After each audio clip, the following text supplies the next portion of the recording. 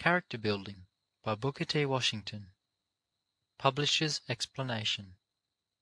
Mr. Washington's habit has for many years been to deliver a practical, straightforward address to the students of Tuskegee Institute on Sunday evening. These addresses have had much to do with the building up of the character of his race, for they are very forcible explanations of character building. The speaker has put into them his whole moral earnestness, his broad common sense, and, in many places, his eloquence. Many of Mr. Washington's friends have said that some of these addresses are the best of his utterances. They have an additional interest, because they show him at his work and give an inside view of the school. This volume is made up of selections from these addresses, chosen by Mr. Washington himself. End of Publisher's Explanation. Preface to Character Building. A number of years ago, when the Tuskegee Normal and Industrial Institute was quite small, with only a few dozen students and 2 or 3 teachers, I began the practice of giving what were called Sunday evening talks to the students and teachers. These addresses were always delivered in a conversational tone, and much in the same manner that I would speak to my own children around my fireside.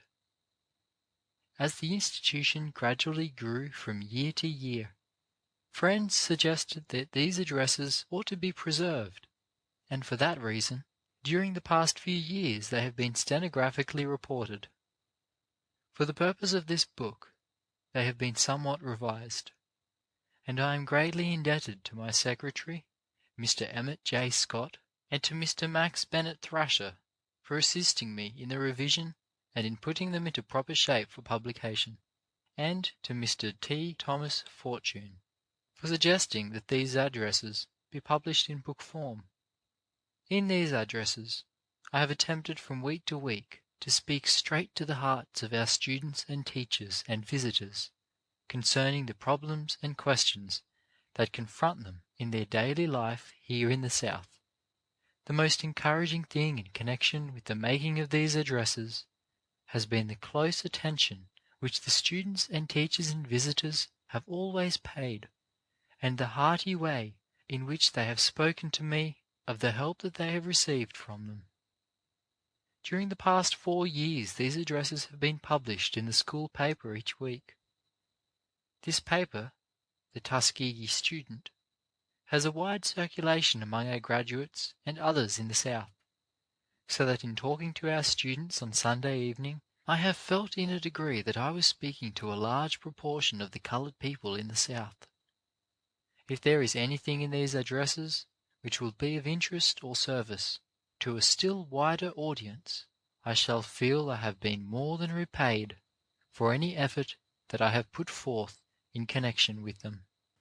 Character Building by Booker T. Washington. Chapter 1. 2 Sides of Life.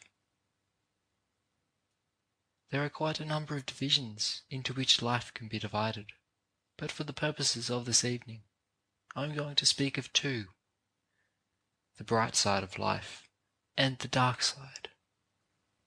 In thought, in talk, in action, I think you will find that you can separate life into these 2 divisions, the dark side and the bright side, the discouraging side and the encouraging side. You will find, too, that there are 2 classes of people, just as there are 2 divisions of the subject. There is one class that is schooling itself and constantly training itself to look upon the dark side of life. And there is another class made up of people who are, consciously or unconsciously, constantly training themselves to look upon the bright side of life. Now it is not wise to go too far in either direction. The person who schools himself to see the dark side of life is likely to make a mistake, and the person who schools himself to look only upon the bright side of life, forgetting all else, also is apt to make a mistake. Notwithstanding this, I think I am right in saying that persons who accomplish the most in this world, those to whom on account of their helpfulness the world looks most for service, those who are most useful in every way, are those who are constantly seeing and appreciating the bright side as well as the dark side of life. You will sometimes find two persons who get up in the morning, perhaps a morning that is overcast with shadows, a damp, wet, rainy, uninviting morning, and one of these persons will speak of the morning as being gloomy, will speak of the mud puddles about the house, of the rain, and of all of the disagreeable features. The second person, the one who has schooled himself to see the brighter side of life, the beautiful things in life, will speak of the beauties that are in the raindrops and the freshness of the newly bathed flowers, shrubs, and trees. Notwithstanding the gloomy and generally disconsolate appearance of things, he will find something attractive in the scene out of doors, and will discover something in the gloomy morning that will cheer him. Suppose that you see these two same persons eat their breakfast. Perhaps they will find out that the rolls are bad, but that the coffee is excellent. If the rolls are poor, it is a great deal better in such a case to get into the habit, a habit that you will find pays from every standpoint, of being able to forget how unpalatable they are, and to let your thoughts dwell upon the good and satisfactory coffee. Call the attention of your near neighbour at the table to the excellence of the coffee. What is the result of that kind of schooling? You will grow up to be an individual whom people will like to see coming near them, an individual to whom people will go for encouragement when the hours are dark and when everything seems to be discouraging. In just the same way, when you go into the classrooms to recite your lessons, do not dwell upon any mistakes that you may think you see the teacher make, or upon any weakness in the presentation of the lesson. All teachers make mistakes sometimes, and you may depend upon it that it is an excellent teacher and a person of fine character who, when he or she has made a mistake, says frankly and plainly, "I have made a mistake," or "I don't know." It takes a very good and a very bright teacher to say, "I don't know." No teacher knows everything about every subject. A good teacher will say frankly and clearly, "I don't know. I cannot answer that question." Let me tell you right here, too, that when you go out from here to become teachers yourselves, as a large proportion of you will go, whenever you get to a point where a student asks you a question which you are not able to answer, or asks you something about a subject on which you are not well informed, you will find it better to say frankly and honestly, "I am unable to answer your question." Your students will respect you a great deal more for your frankness and honesty. Education is not what a person is able to hold in his head, so much as it is what a person is able to find. I believe it was Daniel Webster who said that the truly educated man was not the one who had all the knowledge in his head, but the one who knew where to look for information upon any subject upon which at any time he might want information. Each individual who wishes to succeed must get that kind of discipline. He must get such training that he will know where to go and get facts, rather than try to train himself to hold all facts in his head. I want you to go out from this institution so trained and so developed that you will be constantly looking for the bright, encouraging, and beautiful things in life. It is the weak individual, as a rule, who is constantly calling attention to the other side, to the dark and discouraging things of life. When you go into your classrooms, I repeat, try to forget and overlook any weak points that you may think you see. Remember and dwell upon the consideration that has been given to the lesson, the faithfulness with which it was prepared, and the earnestness with which it is presented. Try to recall and to remember every good thing and every encouraging thing which has come under your observation. whether it has been in the classroom or in the shop or in the field. No matter where you are, seize hold on the encouraging things with which you come in contact. In connection with the personality of their teachers, it is very unfortunate for students to form a habit of continually finding fault, of criticizing, of seeing nothing but what the student may think are weak points. Try to get into a frame of mind where you will be constantly seeing and calling attention to the strong and beautiful things which you observe in the life and work of your teachers. Grow into the habit of talking about the bright side of life.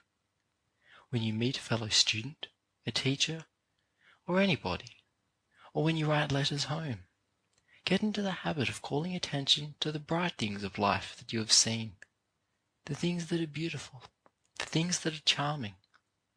Just in proportion as you do this, you will find that you will not only influence yourself in the right direction, but that you will also influence others that way. It is a very bad habit to get into, that of being continually moody and discouraged, and of making the atmosphere uncomfortable for everybody who comes within 10 feet of you. There are some people who are so constantly looking on the dark side of life that they cannot see anything but that side. Everything that comes from their mouths is unpleasant, about this thing and that thing, and they make the whole atmosphere around them unpleasant for themselves and for everybody with whom they come in contact. Such persons are surely undesirable. Why, I have seen people coming up the road who caused me to feel like wanting to cross over on the other side of the way so as not to meet them. I didn't want to hear their tales of misery and woe. I had heard those tales so many times that I didn't want to get into the atmosphere of the people who told them. It is often very easy to influence others in the wrong direction, and to grow into such a moody, fault-finding disposition that one not only is miserable and unhappy himself, but makes everyone with whom he comes in contact miserable and unhappy. The persons who live constantly in a fault-finding atmosphere, who see only the dark side of life, become negative characters. They are the people who never go forward. They never suggest a line of activity. They live simply on the negative side of life. Now, as students, you cannot afford to grow in that way.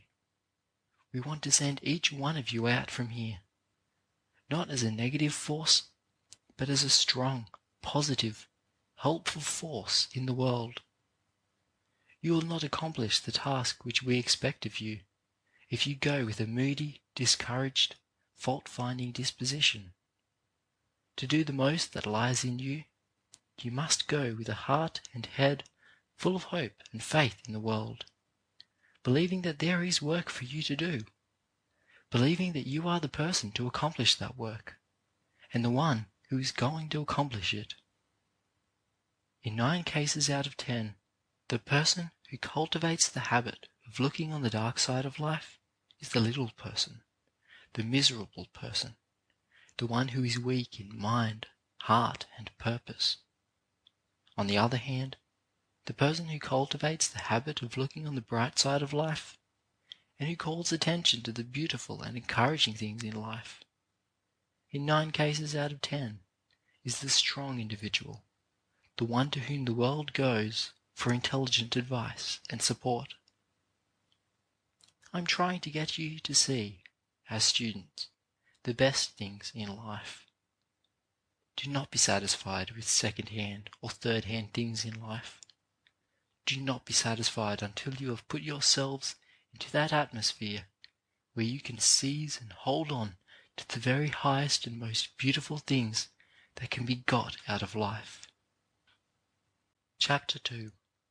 Helping Others. There are a few things essential in an institution of this kind that I think it is well for you to keep ever before you. This institution does not exist for your education alone. It does not exist for your comfort and happiness altogether, although those things are important and we keep them in mind.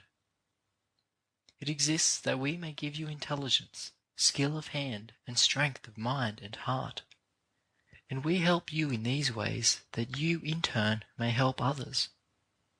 We help you that you may help somebody else. And if you do not do this, when you go out from here, then our work here has been in vain. You would be surprised to know how small a part of your own expenses you pay here. You pay but little. And by reason of that fact, it follows that as trustees of the funds which are given to this institution, we have no right to keep an individual here who we do not think is going to be able to go out and help somebody else. We have no right to keep a student here who we do not think is strong enough to go out and be of assistance to somebody else. We are here for the purpose of educating you, that you may become strong, intelligent, and helpful. If you are paying the cost of your board here, and for your tuition, and fuel, and lights, then we should have a different problem. But so long as it is true that you pay so small a proportion of your expenses as you do, we must keep in view the fact that we have no right to keep a student here, no matter how much we may sympathize with him or her, unless that student is going to be able to do somebody else some good. Every young man and every young woman should feel that he or she is here on trust, that every day here is a sacred day, that it is a day that belongs to the race. Our graduates, and the majority of the students who have gone out from here, have ever had an unselfish spirit, and have been willing to go out and work at first for small salaries and in uncomfortable places, where in a large degree conditions have been discouraging and desolate. We believe that kind of spirit will continue to exist in this institution, and that we shall continue to have students who will go out from here to make other persons strong and useful. Now no individual can help another individual unless he himself is strong. You notice that the curriculum here goes along in three directions: along the line of labour, of academic training, and of moral and religious training. We expect those who are here to keep strong and to make themselves efficient in these three directions, in each of which you are to learn to be leaders. Some people are able to do a thing when they are directed to do it, but people of that kind are not worth very much. There are people in the world who never think, who never map out anything for themselves, who have to wait to be told what to do. People of that kind are not worth anything. They really ought to pay rent for the air they breathe, for they only vitiate it. Now we do not want such people as those here. We want people who are going to think, people who are going to prepare themselves. I noticed an incident this morning. Did you ever hear that side door creak on its hinges before this morning? The janitor ought to have noticed that creaking and put some oil on the hinges without waiting to be told to do it. Then again, this morning, I noticed that after it had been raining hard for 24 hours, when it was wet and muddy, no provision had been made to protect the hogs at the sty, and they were completely covered with mud. Now the person who had charge of the sty should not have waited for someone to tell him to go down there and put some straw in for bedding, and put boards over the sty to keep the animals dry. No one in charge of the hogs ought to have waited to be told to do a thing like that. The kind of persons we want here are those who are not going to wait for you to tell them to do such things, but who will think of them for themselves and do them. If we cannot turn out a man here who is capable of taking care of a pigsty, how can we expect him to take care of affairs of state? Then again, some of you are expected to take care of the roads. I should have liked to have seen boys this morning so much interested in working on the roads that they would have put sawdust from this building to the gate. I should have liked to see them put down some boards and arrange for the water to drain off. We want such fellows as those here. The ones we want are the ones who are going to think of such things as these without being told. That is the only kind of people worth having. Those who have to wait to have somebody else put ideas into their minds are not worth much of anything. And, to be plain with you, we cannot have such people here. We want you to be thinkers, to be leaders. Yesterday and the night before, I travelled on the Mobile and Ohio Railroad from St. Louis to Montgomery, and there was a young man on the same train who was not more than 20 years old, I believe, who recently had been appointed a special freight agent of the road. All his conversation was about freight. He talked freight to me and to everybody else. He would ask this man and that man if they had any freight, and if so, he would tell them that they must have it shipped over the Mobile and Ohio Railroad. Now that man will be general freight agent of that road some day. He may be president of the road. But suppose he had sat down and gone to sleep, and had waited for someone to come to him to inquire the best way to ship freight. Do you suppose he would ever have secured any freight to ship? Begin to think. If you cannot learn to think, why, you will be of no use to yourself or anybody else. Every once in a while, about every 3 months, we have to go through the process of weeding out among the students. We are going to make that weeding out process stricter this year than ever before. We are compelled to get rid of every student here who is weak in mind, weak in morals, or weak in industry. We cannot keep a student here unless he counts for one. You must count one yourself. You eat for one, you drink for one, and you sleep for one. And so you will have to count for one if you are going to stay here. I want you to go out into the world, not to have an easy time, but to make sacrifices and to help somebody else. There are those who need your help and your sacrifice. You may be called upon to sacrifice a great deal. You may have to work for small salaries. You may have to teach school in uncomfortable buildings. You may have to work in desolate places, and the surroundings may be in every way discouraging. And when I speak of your going out into life, I do not confine you to the schoolroom. I believe that those who go out and become farmers and leaders in other directions, as well as teachers, are to succeed. The most interesting thing connected with this institution is the magnificent record that our graduates are making. As the institution grows larger, we do not want to lose the spirit of self-sacrifice, the spirit of usefulness which the graduates and the students who have gone out from here have shown. We want you to help somebody else. We want you not to think of yourselves alone. The more you do to make somebody else happy, the more happiness you will receive in turn. If you want to be happy, if you want to live a contented life, if you want to live a life of genuine pleasure, do something for somebody else. When you feel unhappy, disagreeable, and miserable, to someone else who is miserable, and to that person an act of kindness, you will find that you will be made happy. The miserable persons in this world are the ones whose hearts are narrow and hard. The happy ones are those who have great big hearts. Such persons are always happy. Chapter 3. Some of the rocks ahead. I feel sure that I can be of some degree of service to you tonight in helping you to anticipate some of the troubles that you are going to meet during the coming year. Do not look for trouble is a safe maxim to follow, but it is equally safe to prepare for trouble. All of you realize, of course, that where we have so large a machine as we happen to have here, when I speak of machine in this way, you will understand that I refer to the school. It takes some time to get it into perfect order, or anything bordering upon perfect running order.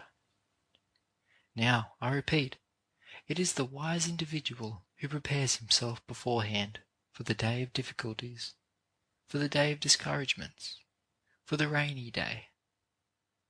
It is the wise individual who makes up his mind that life is not going to be all sunshine, that all is not going to be perpetual pleasure. What is true of everyday life is true of school life. There are a number of difficulties which it is probable you are going to meet, or which are going to meet you. I want you to prepare yourselves against these as wisely as you can. In the first place, a great many of you are going to be disappointed, if this has not already been the case, in the classes to which you will be assigned. The average individual thinks he knows a great deal more than he does know. The individual who really knows more than he thinks he knows is very rare indeed. The individual who really knows more than he thinks he knows is very rare indeed. When a student gets to the point where he knows more than he thinks he knows, the student is about ready to leave school. I wish a very large number of you had reached that point. I repeat, numbers of you are going to be disappointed during the year as to the classes to which you are going to be assigned. Now I want to give you this advice before you go to an institution. Examine the catalogue of that school. The catalogue will give you all the information about the school. Then make up your mind whether or not you have faith in that institution. Find out if it is the school you wish to attend, and then decide if you have faith enough in it to become its pupil. Then, if you have once done this, make up your mind that those who are placed over you as your teachers have had more experience than you can have had, and that they are therefore able to advise you as to your classes. Make up your mind that if you are asked to go into a lower class than you think your ability entitles you to go into, you are going to follow the advice and instruction of the people who are older than you and who have more education than you have. Another way in which you are going to be disappointed and be made homesick perhaps, if you have not already so, is in the rooms to which you are going to be assigned. You are going to get rooms that you do not like. They will not be, perhaps, as attractive as you desire, or they will be too crowded. You are going to be given persons for roommates with whom you think it is going to be impossible to get along pleasantly, people who are not congenial to you. During the hot months, your rooms are going to be too hot, and during the cold months, they are going to be too cold. You are going to meet with all these difficulties in your rooms. Make up your mind that you are going to conquer them. I have often said that the students who in the early years of this school had such hard times with their rooms have succeeded grandly. Many of you now live in palaces compared to the rooms which those students had. I am sure that the students who attend this school find that the institution is better fitted every year to take care of them than it was the year previous. From year to year, there has been a steady growth in accommodations, and that is all that we can wish or expect. From year to year, we do not forget that it is our duty to make students more comfortable than in previous years, and we are steadily growing in that direction. But notwithstanding all this, we cannot do all that we want to do. Make up your minds, then, that you are going to find difficulties in your room, in reference to your roommates, the heat, the cold, and any number of things that concern your stay in the buildings. But in all these matters, keep in mind the high purpose for which you came here, to get an education. Get that thought into your heart and body, and it will enable you to be the master of all these little things, all these minor and temporary obstacles. Many of you are going to be disappointed in regard to your food, notwithstanding all the care we may try to take and want to take. Many of you are going to be disappointed in this respect. But how little is the meaning of one meal? How little a thing is being inconvenienced by one meal, as compared with something that is going to be a part of you all the remainder of your lives. It is not for the food, the room, or the minor things that you have come here. It is to get something into your minds and hearts that will make you better, that will stand by you and hold you up, and make you useful all through life. Some of you are going to find it difficult to obey orders. Sometimes orders will be given you which you think are wrong and unjust. Perhaps orders will be given you sometimes that really are unjust. In that respect, no institution is perfect. But I wanted to learn this lesson in respect to orders, that it is always best to learn to obey orders and respect authority, that it is better 10 times over for you to obey an order that you know is wrong, and which perhaps was given you in a wrong spirit or with a mistaken motive. It is better for you to obey even such an order as that, than it is for any individual to get into the habit of disobeying and not respecting those in authority. Make up your mind that if you want to add to your happiness and strength of character, you are before all things else going to learn to obey. If it should happen that, for a minute or 5 minutes, one of your fellow students is placed in authority over you, that student's commands should be sacred. You should obey his commands just as quickly as you would obey those of the highest officer in this institution. Learn that it is no disgrace to obey those in authority. One of the highest and surest signs of civilization is that a people have learned to obey the commands of those who are placed over them. I want to add here that it is to the credit of this institution that, with very few exceptions, the students have always been ready and willing to respect authority. I want you to see, as I think you will see, that having a hard time, running up against difficulties here and there, helps to make an individual strong, and also helps to make him powerful. This is the point I want to make with you, that one of the reasons you are here is that you may learn to overcome difficulties. I have named some that you may expect to meet, but I have not named them all. They will keep springing up all the time. Just in proportion as you learn to rise above them and trample them under your feet, just in that proportion will you accomplish the high purpose for which you came here, and help to accomplish the purpose for which this institution exists. Chapter 4. On Influencing by Example. A few evenings ago, while in Cincinnati, I was very pleasantly surprised, after speaking at a large meeting, to be invited by a company of young colored men to attend for a few minutes a reception at their club room. I expected when I went to the place designated to find a number of young men who, perhaps, had hired a room and fitted it up for the purpose of gratifying their own selfish pleasures. I found that this was not the case. Instead, I found 15 young men whose ages ranged from 18 to 20 years, who had banded themselves together in a club known as the Winona Club, for the purpose of improving themselves, and, further, for the purpose, as far as possible, of getting hold of other young colored men in the city who were inclined in the wrong direction. I found a room beautifully fitted up, with a carpet on the floor, with beautiful pictures upon the walls, with books and pictures in their little library, and with 15 of the brightest, most honest, and cleanest-looking young men that it has been my pleasure to meet for a long time. It was a very pleasant surprise to find these young men, especially in the midst of the temptations of a northern city, in the midst of evil surroundings, banded together for influencing others in the right direction. These young men came together, and at their first meeting said that they were going to band themselves together for the purpose of improving themselves and helping others. They said that the first article in their constitution should be to the effect that there should be no gambling in that club, that there must be no strong drink allowed in that club, and that there should be nothing there that was not in keeping with the life of a true and high-minded gentleman.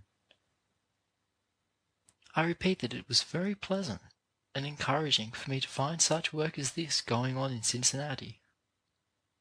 What was equally gratifying and surprising was that at the close of the reception they presented me with a neat sum of money which they had collected, and asked that this money be used to defray the expenses to some student at the school here.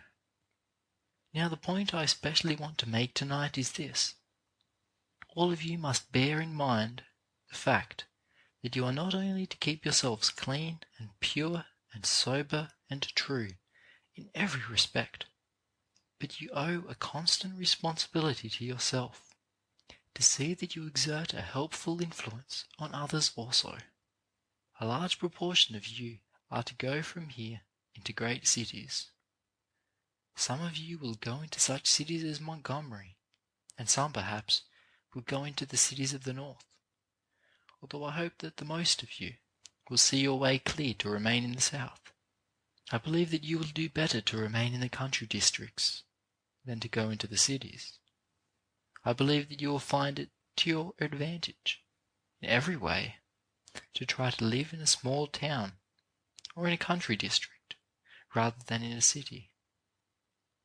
I believe that we are at our best in country life, in agricultural life, and too often at our worst in city life. Now when you go out into the world for yourselves, you must remember in the first place that you cannot hold yourselves up unless you keep engaged and out of idleness. No idle person is ever safe, whether he be rich or poor. Make up your minds, whether you are to live in the city or in the country, that you are going to be constantly employed. In a rich and prosperous country like America, there is absolutely no excuse for persons living in idleness. I have little patience with persons who go around whining that they cannot find anything to do. Especially is this true in the South. Where the soil is cheap, there is little or no excuse for any man or woman going about complaining that he or she cannot find work. You cannot set proper examples unless you yourself are constantly employed. See to it then, whether you live in a city, a town, or in a country district, that you are constantly employed when you are not engaged in the proper kind of recreation or in rest. Unless you do this, you will find that you will go down as thousands of our young men have gone down, as thousands of our young men are constantly going down, who yield to the temptations which beset them. Refrain from staking your earnings upon games of chance. See to it that you pass by those things which tend to your degradation. Teach this to others. Teach those with whom you come in contact that they cannot lead strong, moral lives unless they keep away from the gambling table. See to it that you regulate your life properly, that you regulate your hours of sleep. Have the proper kinds of recreation. Quite a number of our young men in the cities stay up until 12, 1 or 2 o'clock each night. Sometimes they are at a dance, and sometimes at the gambling table, or in some brothel, or drinking in some saloon. As a result, they go late to their work, and in a short time you hear them complaining about having lost their positions. They will tell you they have lost their jobs on account of race prejudice, or because their former employers are not going to hire colored help any longer. But you will find, if you learn the real circumstances, that it is much more likely that they have lost their jobs because they were not punctual, or on account of carelessness.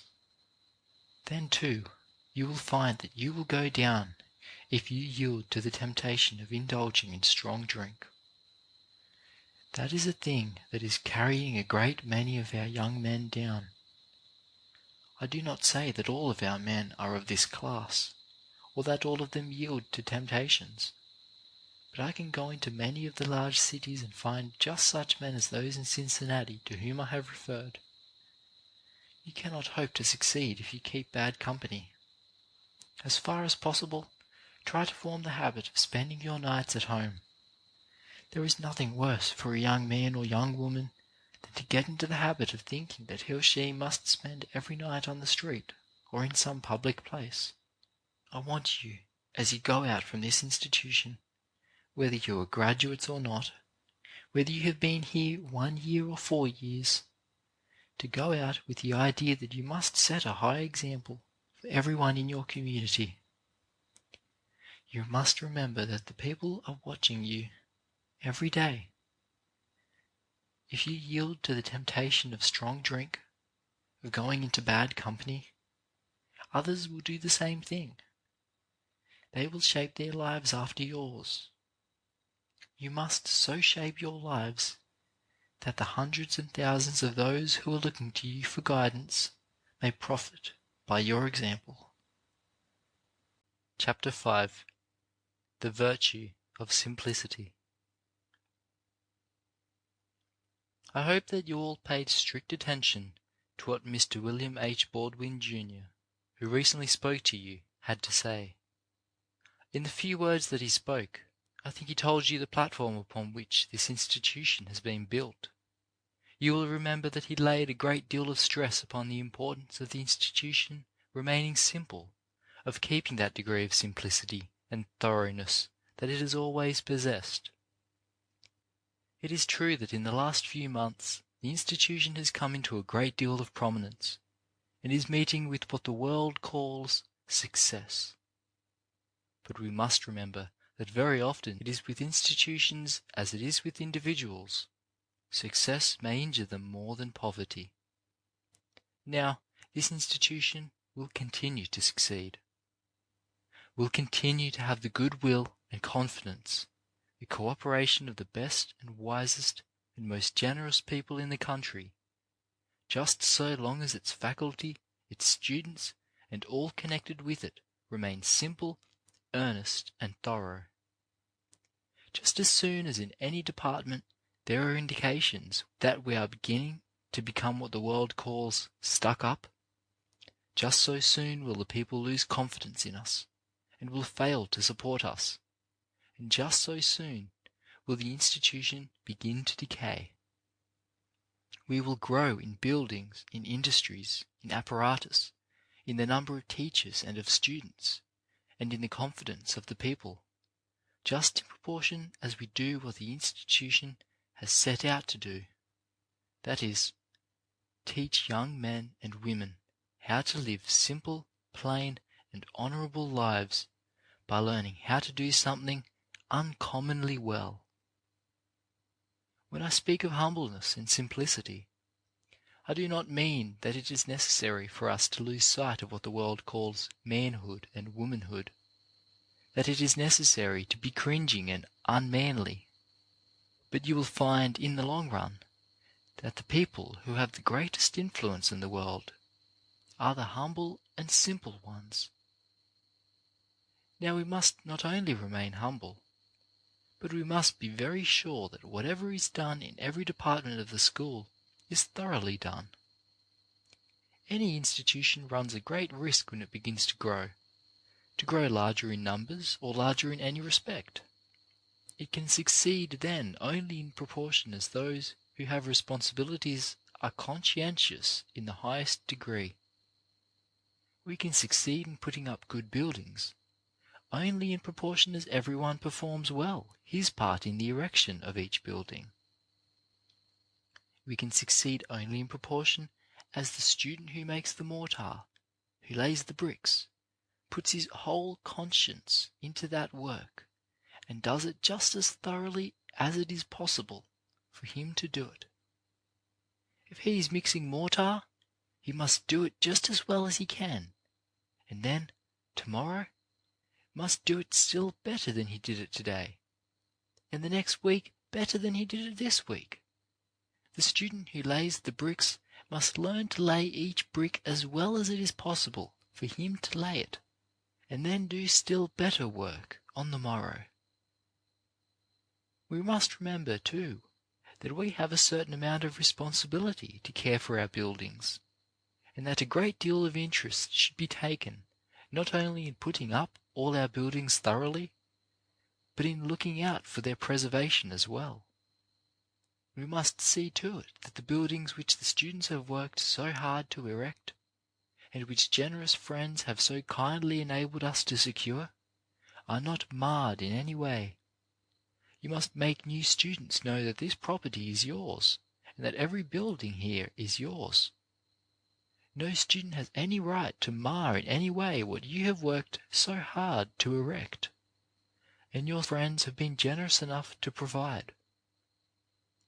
If you find a student drawing a lead pencil across a piece of plastering which you have put on, you must let that student know that he is destroying what you have worked hard to create, and that when he destroys that building, he is destroying something which students yet to come should have the opportunity of enjoying. We want to be sure that in every industry, in every department of the institution, there is simplicity, humbleness, and thoroughness. Whatever is entrusted to you to do in the industrial departments, in the classrooms, be sure that you put your whole heart into that thing. We do not expect to have fine, costly buildings, nor do we want to have them. But we do expect to have well-constructed buildings and attractive buildings, and, if we can go on in this simple, humble way, the time will come when we shall have all the buildings we need. Just in proportion as our friends see that we are worthy of these good things, they will come to us. We want to be sure that in no department is there any wastefulness. We must try to make every dollar go as far as possible. We must stretch a dollar, as I have heard Mr. Boardman say, until it can be stretched no further. Now, there will be waste unless we put our conscience into everything that we do. There will be waste in the boarding department, in the academic department, in the industrial department, in the religious department, in all the departments about us, unless we put our conscience into everything that we do. Let us be sure that not a single dollar that is given to us is wasted, because the same people who give to us are called upon almost every day in the week, each year, to give for hundreds of purposes, and they have to choose which they will support. They must decide whether they want to give to this cause or to that cause, and they will give to us if we make them feel that we are more worthy than other similar institutions. We want also to be sure that we remain simple in our dress and in all our outward appearance. I do not like to see a young man who is poor and whose tuition is being paid by someone, and who has no books, sometimes has no socks, sometimes has no decent shoes, wearing a white, stiff, shining collar, which he has sent away to be laundered. I do not like to ask people to give money for such a young man as that. It is much better for a young man to learn to launder his collars himself than to pretend to the world that he is what he is not. When you send a collar to the city laundry, it indicates that you have a bank account. It indicates that you have money ahead and can afford that luxury. Now, I do not believe that you can afford it, and that kind of pretense and that kind of acting do not pay. Get right down to business, and, as I have said, if we cannot do up your collars well enough here to suit you, why, get some soap and water and starch and an iron, and learn to launder your own collars, and keep on laundering them until you can do them better than anybody else. I am not trying to discourage you about wearing nice collars. I like to see every collar shine. I like to see every collar as bright as possible. I like to see you wear good, attractive collars. I do not, however, want you to get the idea that collars make the man. You quite often see fine cuffs and collars when there is no real man there. You want to be sure to get the man first. Be sure that the man is there. And if he is, the collars and the cuffs will come in due time. If there is no man there, we may put on all the collars and cuffs we can get, and we shall find that they will not make the man. When you have finished school, after you have gone out and established yourselves in some kind of business, after you have learned to save money and have gotten a good bank account ahead, If you are aware the laundering is not sufficiently well done to suit you, why, perhaps you can afford to send your collars 40 or 50 miles away. But as I see you young men, I do not believe you can afford it.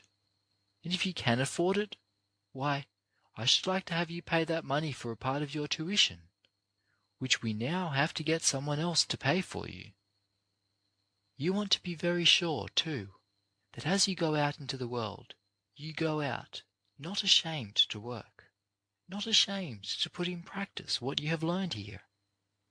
As I come in contact with our graduates, I am very glad to be able to say that in almost no instance have I found a student who has been at Tuskegee long enough to learn the ways of the institution, or a graduate who has been ashamed to use his hands. Now that reputation we want to keep up. We want to be sure that such a reputation as this follows every student who goes out. And then be very sure that you are simple in your words and your language. Write your letters in the simplest and plainest manner possible. Who of you did not understand what was said by Mr. John D. Rockefeller, Jr. when he spoke from this platform a few evenings ago? Was there a single word or a single reference or figure of speech that he used that you did not understand the full force of, or did not appreciate?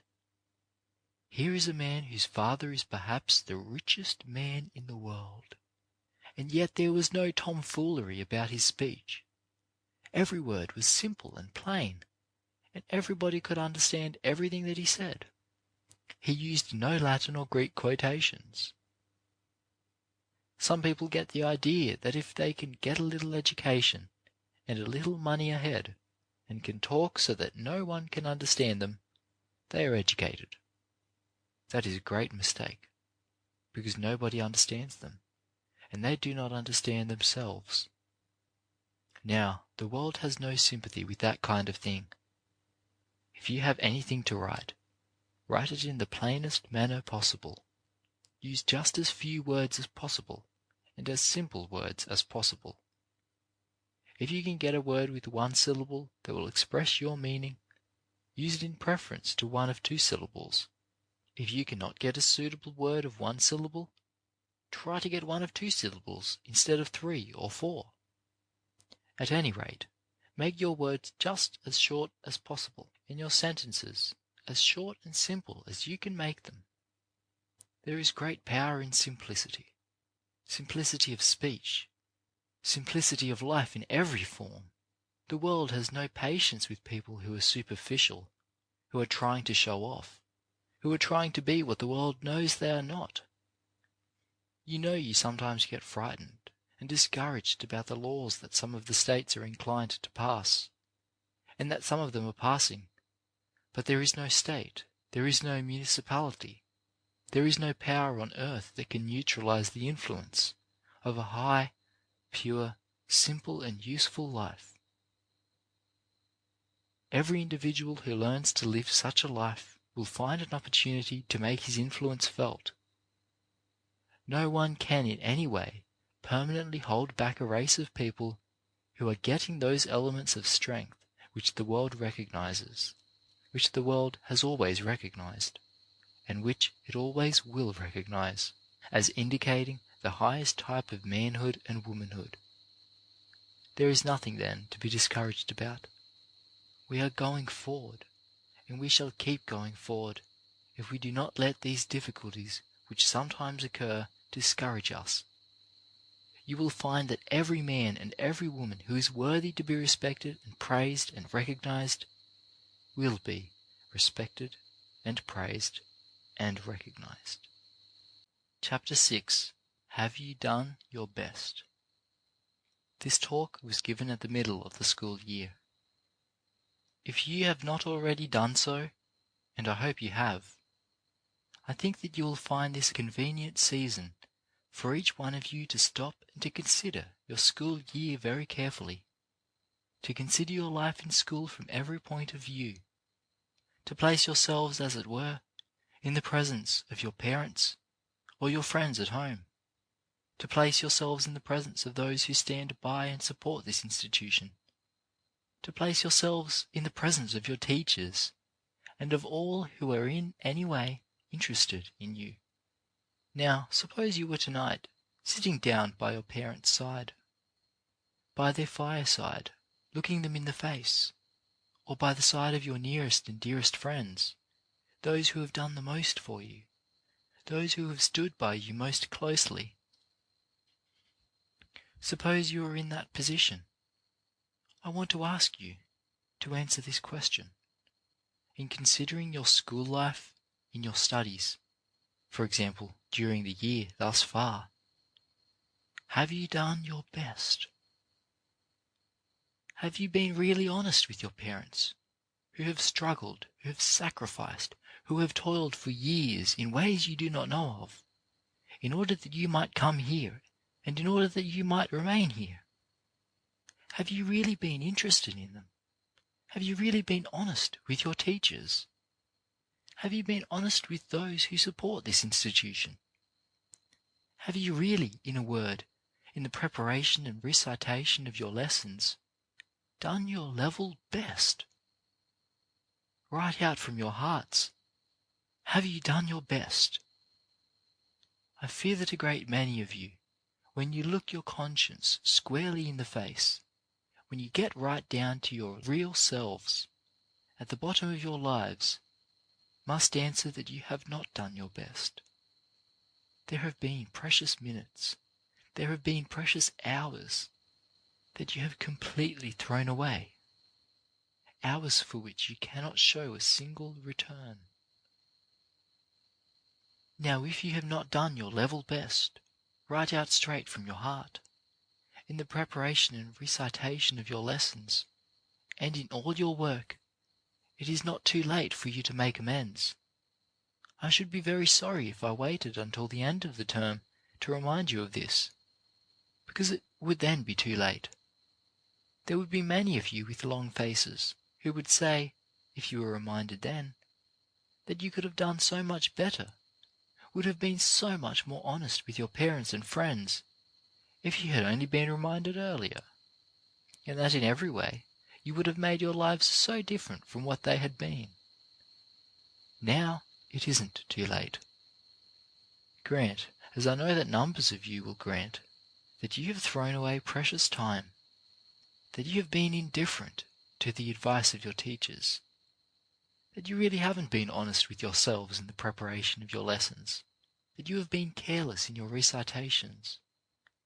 I want you to be really honest with yourselves and say, from tonight on, I am going to take charge of myself. I am not going to drift in this respect. I am going to row up the stream, and my life, as a schoolboy or a schoolgirl, is going to be different from what it has been. Now place yourselves again in the presence of your parents, of those who are dearest to you, and answer this question. In your work, in your industrial work here, have you done your real best? In the field and in the shop, with the plough, the trowel, the hammer, the saw, have you done your level best?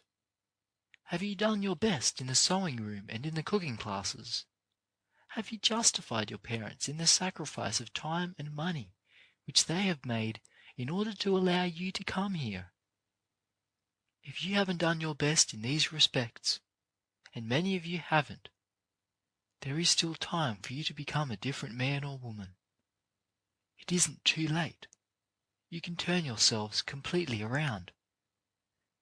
Those of you who have been indifferent and slow, those of you who have been thoughtless and slovenly, those of you who have tried to find out how little effort of body or mind you could put into your industrial work here, it isn't too late for you to turn yourselves completely around in that respect, and to say that from tonight you are going to be a different man or woman. Have you done your level best in making your surroundings what the school requires, what your school life should be, in learning how to take care of your bodies, in learning how to keep your bodies clean and pure, in the conscientious, systematic use of the toothbrush? Have you done your best?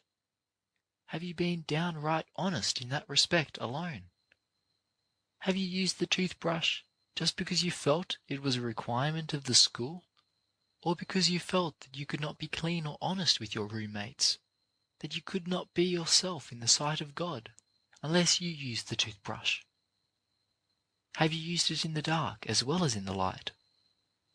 Have you learned that even if your room was not going to be inspected on a certain day, it was just as important that you learn the lesson of being conscientious about keeping it in order as if you knew it was going to be inspected?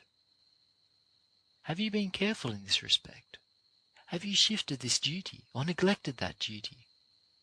Have you thrown some task off onto your roommates? Have you tried to slide out of it, or, as it were, to get by, as the slang phrase goes, without doing really honest, straightforward work as regards the cleanliness of your room, the improvement of it, the making of it more attractive? Have you been really honest with yourselves and your parents, with those who spend so much money for the support of this institution? Above all, have you been really true to your parents and to your best selves in growing in strength of character, in strength of purpose, in being downright honest? Those of you who came here, for instance, with the habit of telling falsehoods, of deceiving in one way or another, those of you who came here with the temptation, perhaps, in too many cases, overshadowing you and overpowering you, to take property which does not belong to you, have you been really honest in overcoming habits of this kind? Are you building character? Are you less willing to yield to temptation? Are you more able to overcome temptation now than you were? If you are not more able, you have not grown in this respect. But it is not too late.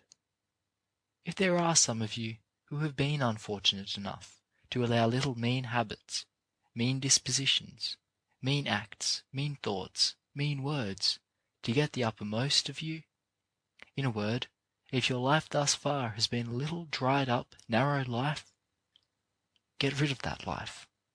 Throw open your heart. Say now, I am not going to be conquered by little mean thoughts, words and acts any longer.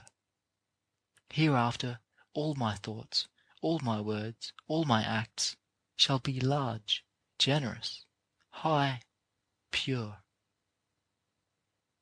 In a word, I want you to get hold of this idea, that you can make the future of your lives just what you want to make it.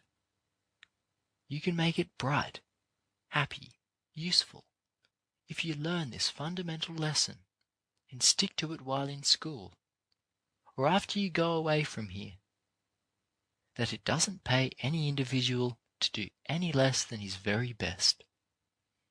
It doesn't pay to be anything else but downright honest in heart.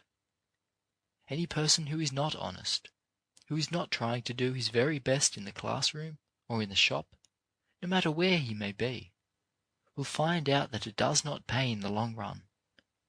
You may think it best for a little while, but permanently it does not pay any man or woman to be anything but really downright honest, and to do his or her level best.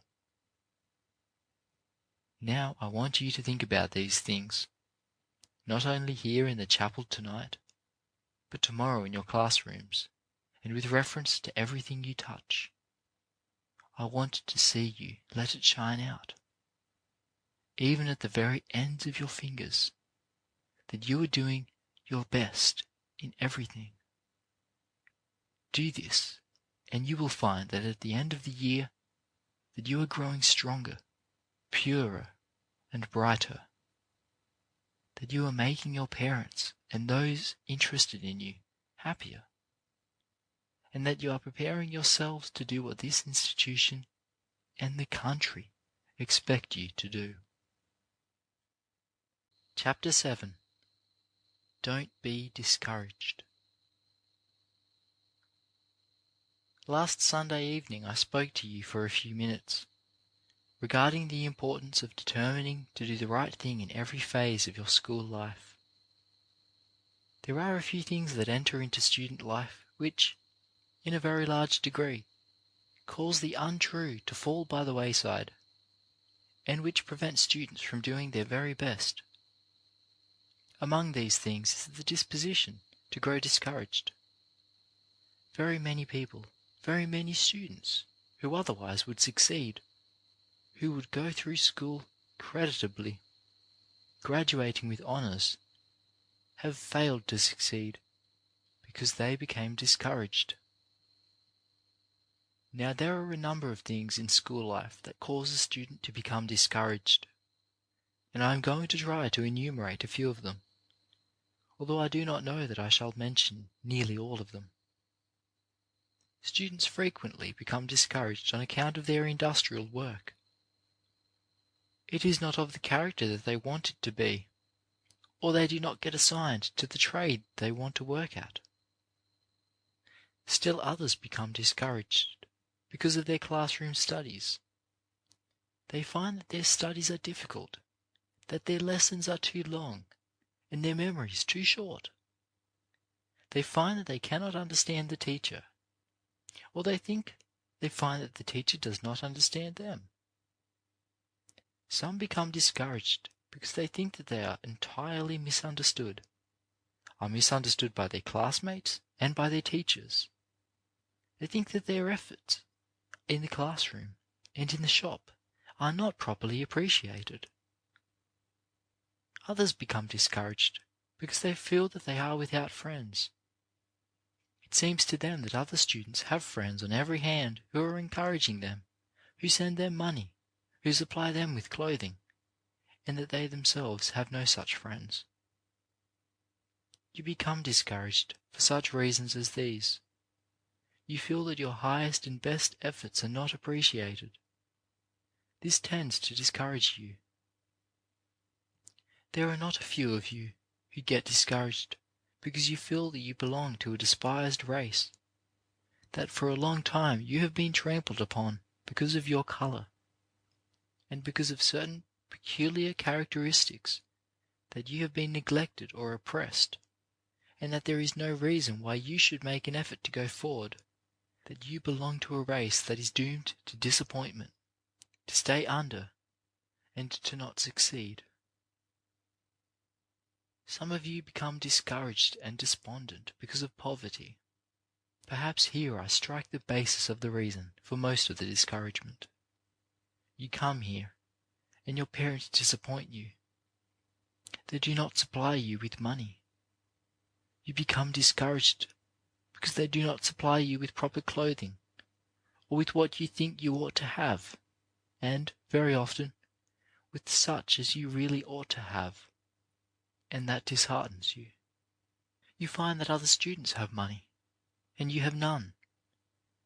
They have money not only for the necessities of school life, but for some of the luxuries, while you have not enough for even the bare necessities. Other students are more than supplied with clothing, while you are very scantily supplied. You shiver in many cases by reason of the cold, while others are comfortable and nicely dressed. Sometimes you are even ashamed to show yourself in public, because of the appearance of the old coat or trousers or shoes that you have to wear. Some of you become discouraged because you find yourselves without the proper books. Some of you cannot get the money needed to purchase books, a toothbrush, and other necessary things. You find yourselves cramped and hampered on every hand. You are discouraged at this point and at that point, and you feel that nobody's lot is as hard as your own. You become discouraged, you become dissatisfied, and you feel like giving up. Now I want to suggest to you tonight that this very thing of discouragement, as an element in life, is for a purpose.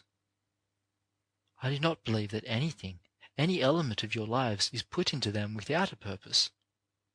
I believe that every effort that we are obliged to make to overcome obstacles will give us strength, and will also give us a confidence in ourselves that nothing else can give us. I would 10 times rather see you having a hard struggle to elevate yourselves, having a hard time either at work on the farm, or on the buildings, or in the shops, without money and without clothes, than to see you here having too much money, and having everything that you want come to you without any effort on your part. You are blessed, as compared with some people. The man or woman who has money, without having had to work for it, who has all the comforts of life, without effort, and who saves his own soul and perhaps the soul of somebody else, such an individual is rare, very rare indeed.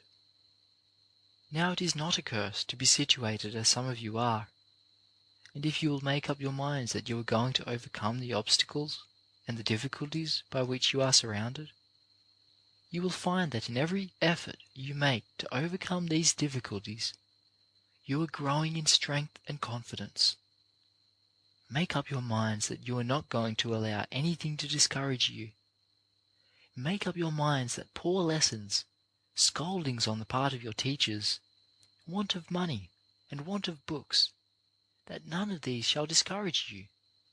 Make up your mind that in spite of race and colour, in spite of the obstacles that surround you, in spite of everything, you are going to succeed in your school life, and are going to prepare yourself for usefulness hereafter. Every person who has grown to any degree of usefulness, every person who has grown to distinction, almost without exception, has been a person who has risen by overcoming obstacles, by removing difficulties, by resolving that when he met discouragements, he would not give up. Make up your minds that you are going to overcome every discouragement, and that you are not going to let any discouragement overcome you. Those of you who have been inclined to be moody and morose, or have been inclined to feel that the whole world is against you, that there is no use for you to try to elevate yourselves, make up your minds that your future is just as bright as that of anybody else. Do this, and you will find that you have it in your power to make your future bright or gloomy, just as you desire. On getting a home. Every coloured man owes it to himself and to his children as well, to secure a home just as soon as possible.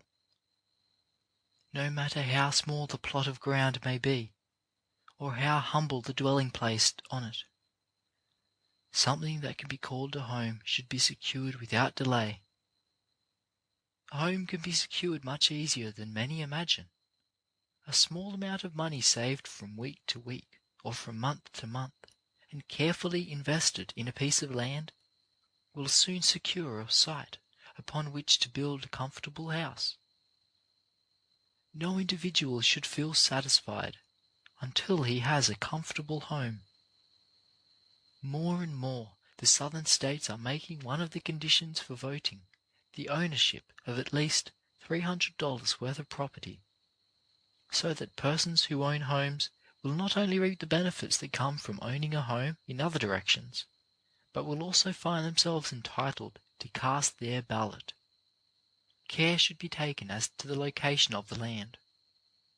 It is of little advantage to secure a lot in some crowded, filthy alley. One should try to secure a lot on a good street, a street that is carefully and well worked, so that the surroundings of the home will be enjoyable. Even if one has to go a good ways into the country to secure such a lot, it is much better than to buy a building spot on an unsightly, undesirable alley. I believe that our people do best, as a rule, to buy land in the country instead of in the city. But in either case, we should not rest until we have secured a home in one place or the other. No man has a right to marry and run the risk of leaving his wife at his death without a home. I notice with regret that there are many of our people who have already bought homes, who, after they have secured the land, paid for it, and built a cabin containing 2 or 3 rooms, do not seek to go any further in the improvement of the property. In the first place, in too many cases the house and yard, especially the yard, are not kept clean. The fences are not kept in repair. Whitewash and paint are not used as they should be. No matter if the house is paid for, the greatest care should be exercised to see that it is kept in first-class repair, that the walls of the house and the fences are kept neatly painted or whitewashed, that no palings are allowed to fall off the fence, or if they do fall off, to remain off. If there is a barn or a hen house, these should be kept in repair, and should, like the house, be made to look neat and attractive by paint and whitewash.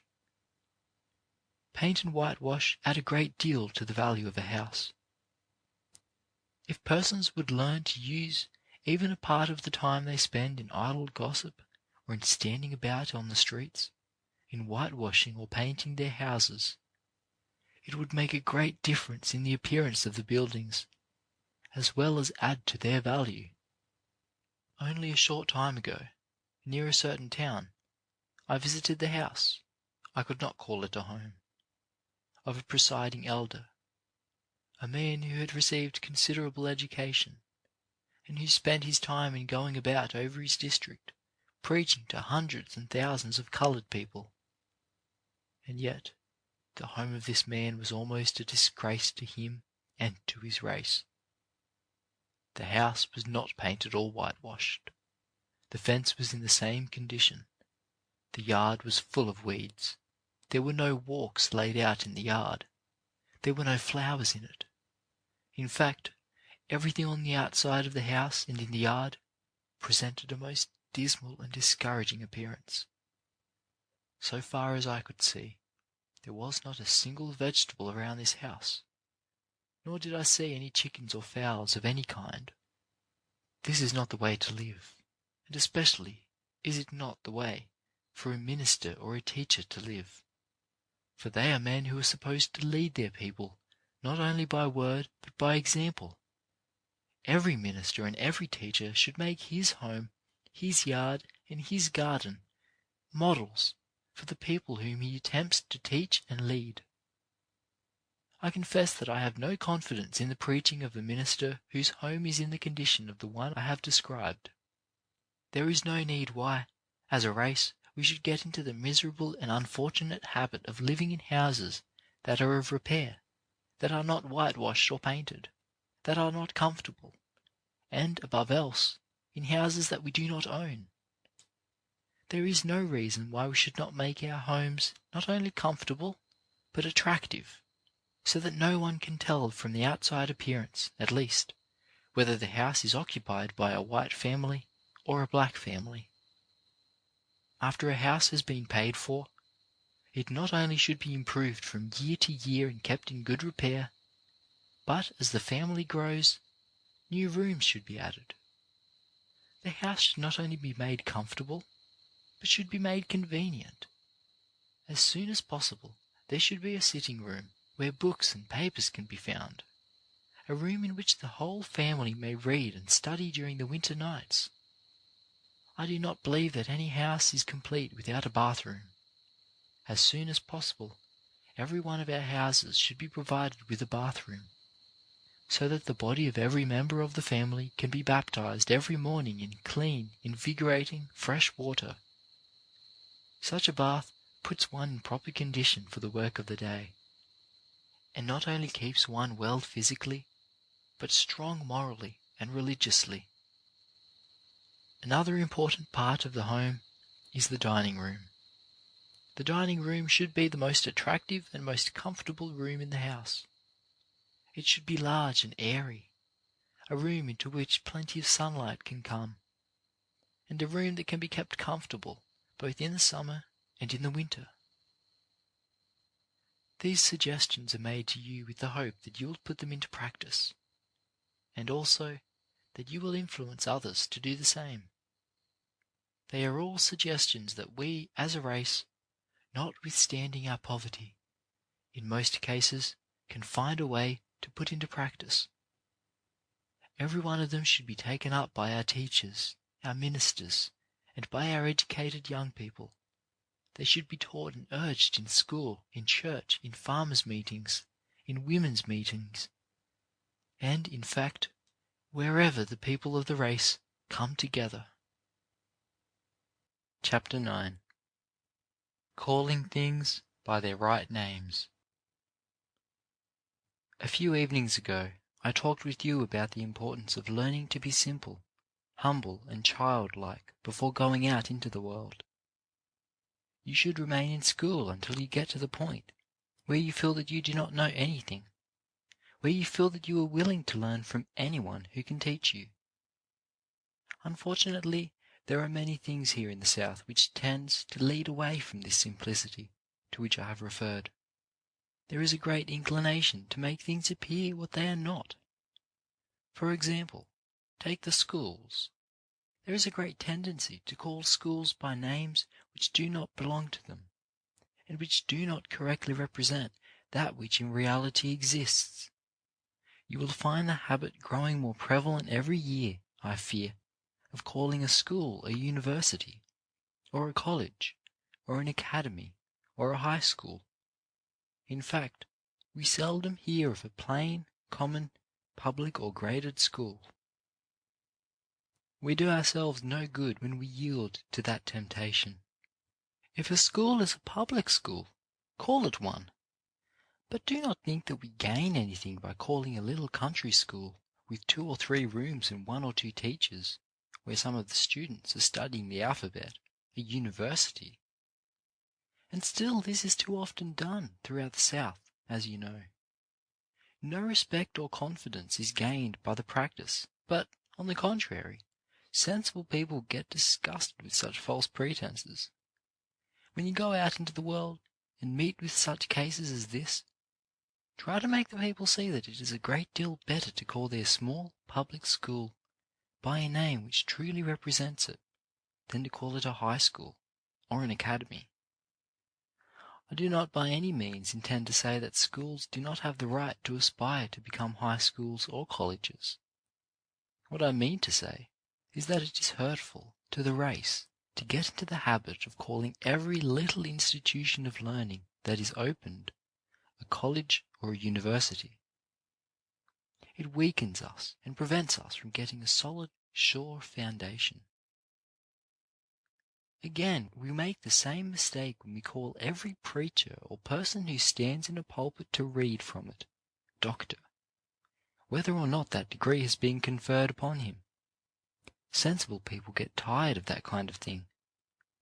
The degree of Doctor of Divinity was once held in the highest esteem, and was conferred only upon those ministers who had really become entitled to it because of some original research or other work of high scholarship. Among highly educated people this rule holds still. But today, especially in the South, many a little institution that opens its doors and calls itself a college or a university is beginning to confer degrees and make doctors of divinity of persons who are unworthy of degrees. And sometimes, should these persons fail to get an institution to confer a degree on them, they confer it on themselves. The habit is getting to be so common that in little towns the ministers are calling themselves doctors. One pastor will meet another and say, "Good morning, doctor," and the other, wishing to be as polite as his friend, will say, "How are you, doctor?" And so it goes on, until both begin to believe they really are doctors. Now this practice is not only ridiculous, but it is very hurtful to us as a race, and it should be discouraged. Much the same criticism may be made of many of those who teach. A person who teaches a little country school, perhaps in a brush arbor, is called professor. Every person who leads a string band is called professor. I was in a small town not long ago, and I heard the people speaking of someone as the professor. I was anxious to know who the professor was, so I waited a few minutes, and finally the professor came up, and I recognized him as a member of one of our preparatory classes. Now don't suffer the world to put you in this silly, ridiculous position. If people attempt to call you professor, or by any other title that is not yours, tell them that you are not a professor, that you are a simple Mr. That is a good enough title for anyone.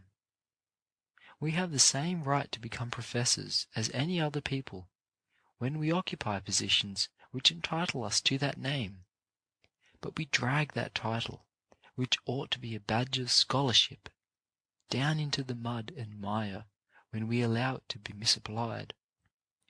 We carry a similar kind of deception into our school work when, in the essays which we read and the orations which we deliver, we simply rehearse matter, a great deal of which has been copied from someone else.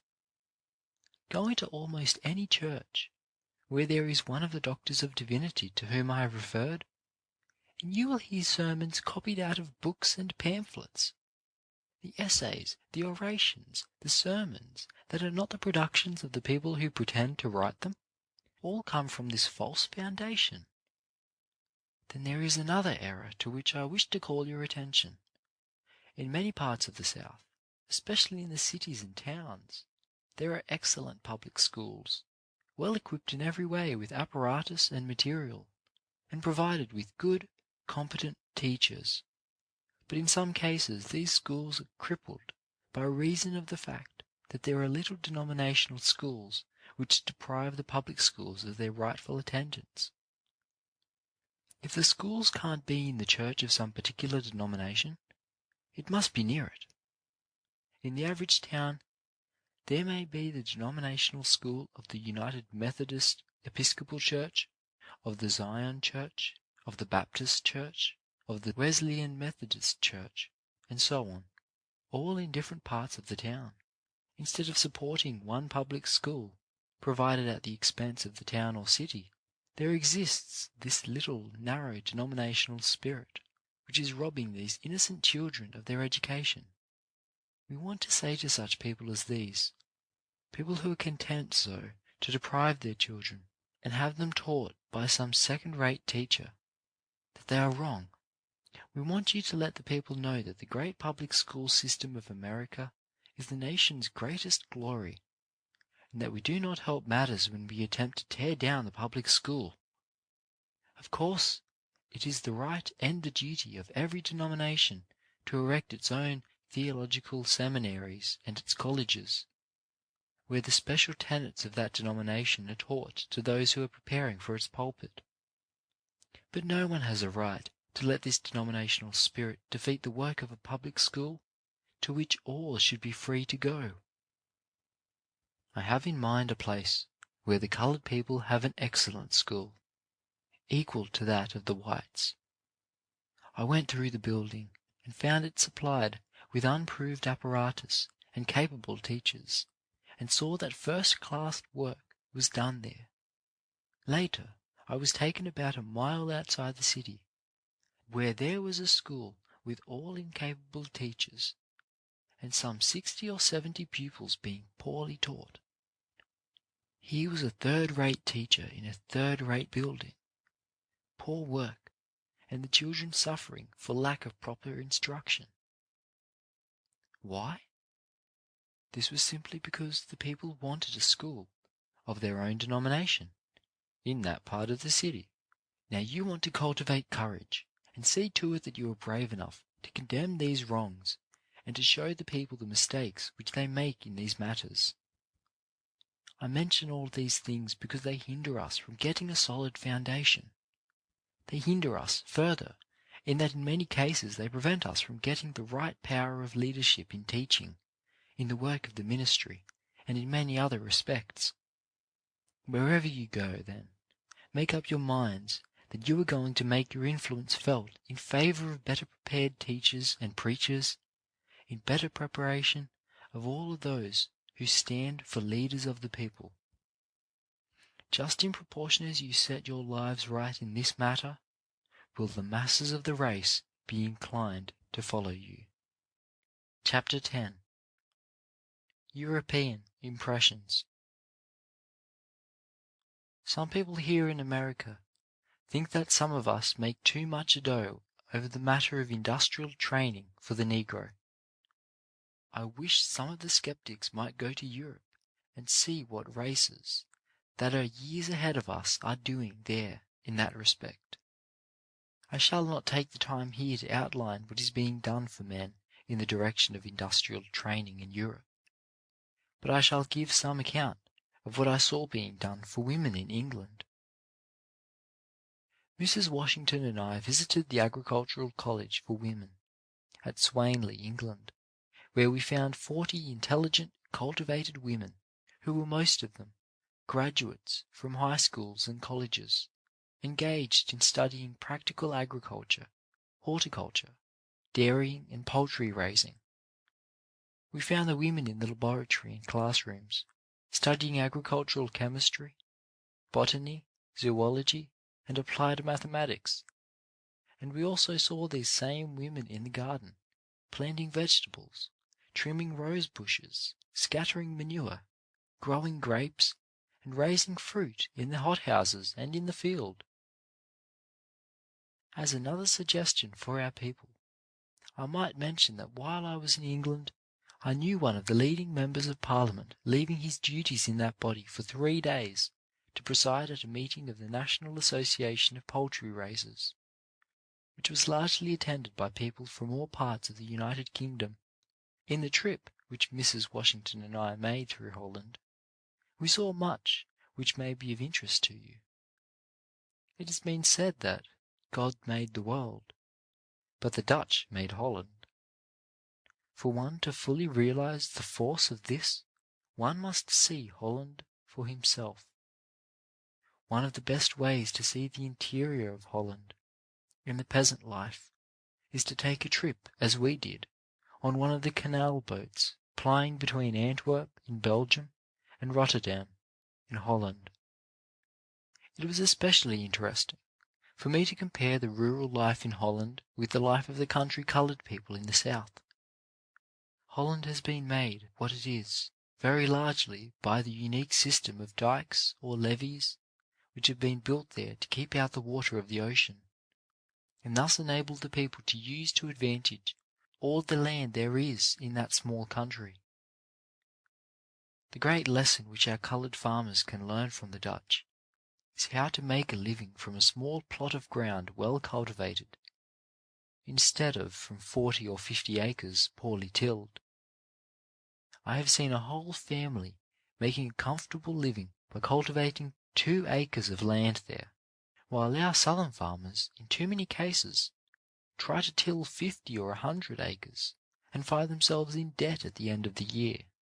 In all Holland, I do not think one can find 100 acres of waste land. Every foot of land is covered with grass, vegetables, and grain or fruit trees. Another advantage which our southern farmers might have in trying to pattern after the farmers of Holland would be that they would not be obliged to go to so much additional expense for horse or mule power. Most of the cultivating of the soil there is done with a hoe and spade. I saw the people of Holland on Sunday and on weekdays, but I did not see a single Dutch man, woman, or child in rags. There were practically no beggars and no very poor people. They owe their prosperity, too, very largely to their thorough and intelligent cultivation of the soil. Next to the thorough tilling of the soil, the thing of most interest there, from which the coloured people in America may learn a lesson, is the fine dairying which has made Holland famous throughout the world.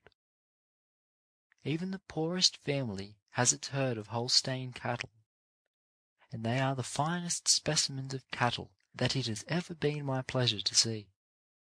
To watch thousands of these cattle grazing on the fields is worth a trip to Holland, as the result of the attention which they have given to breeding Holstein cattle. Dutch butter and cheese are in demand all through Europe. The most ordinary farmer there has a cash income as the result of the sale of his butter and milk. Many of these people make more out of the wind that blows over the fields than our poor southern people make out of the soil. The old-fashioned windmill is to be seen on every farm. This mill not only pumps the water for the livestock, but in many cases is made to operate the dairy, to saw the wood, to grind the grain, and to run the heavy machinery. These people are, however, not unlike our southern people in one respect, and that is in having their women and children work in the fields. This, I think, is done in a larger measure even than in the South among the coloured people. An element of strength in the farming and dairying interests of these people is to be found in the fact that many of the farmers have received a college or university training. After this they take a special course in agriculture and dairying. This is as it should be.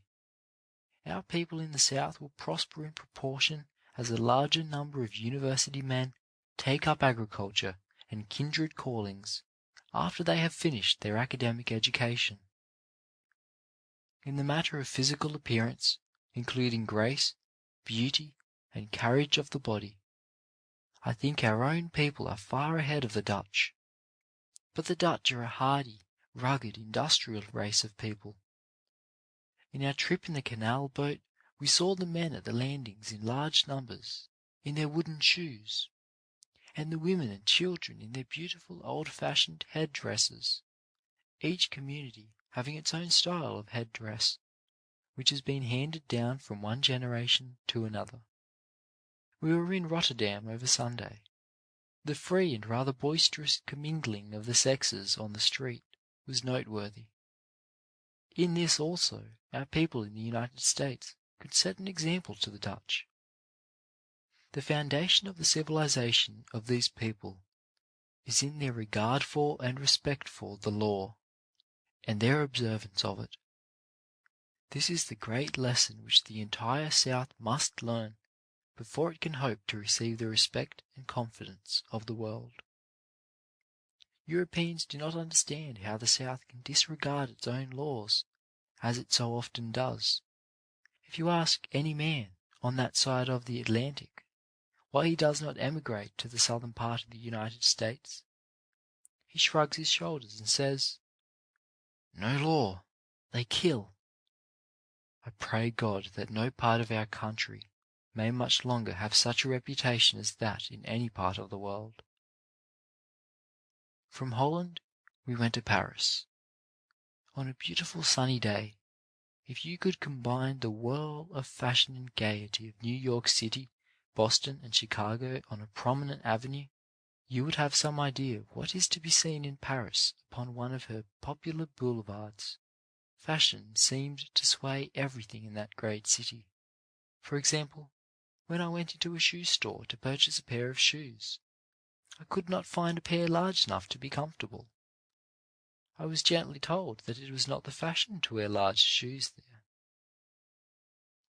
One of the things I had in mind when I went to France was to visit the tomb of Toussaint Louverture, but I learned from some Haitian gentlemen residing in Paris that the grave of that general was in the northern part of France, and these same gentlemen informed me that his burial place is still without a monument of any kind. It seems that it has been in the minds of the Haitians for some time to remove his body to Haiti, but thus far it has been neglected.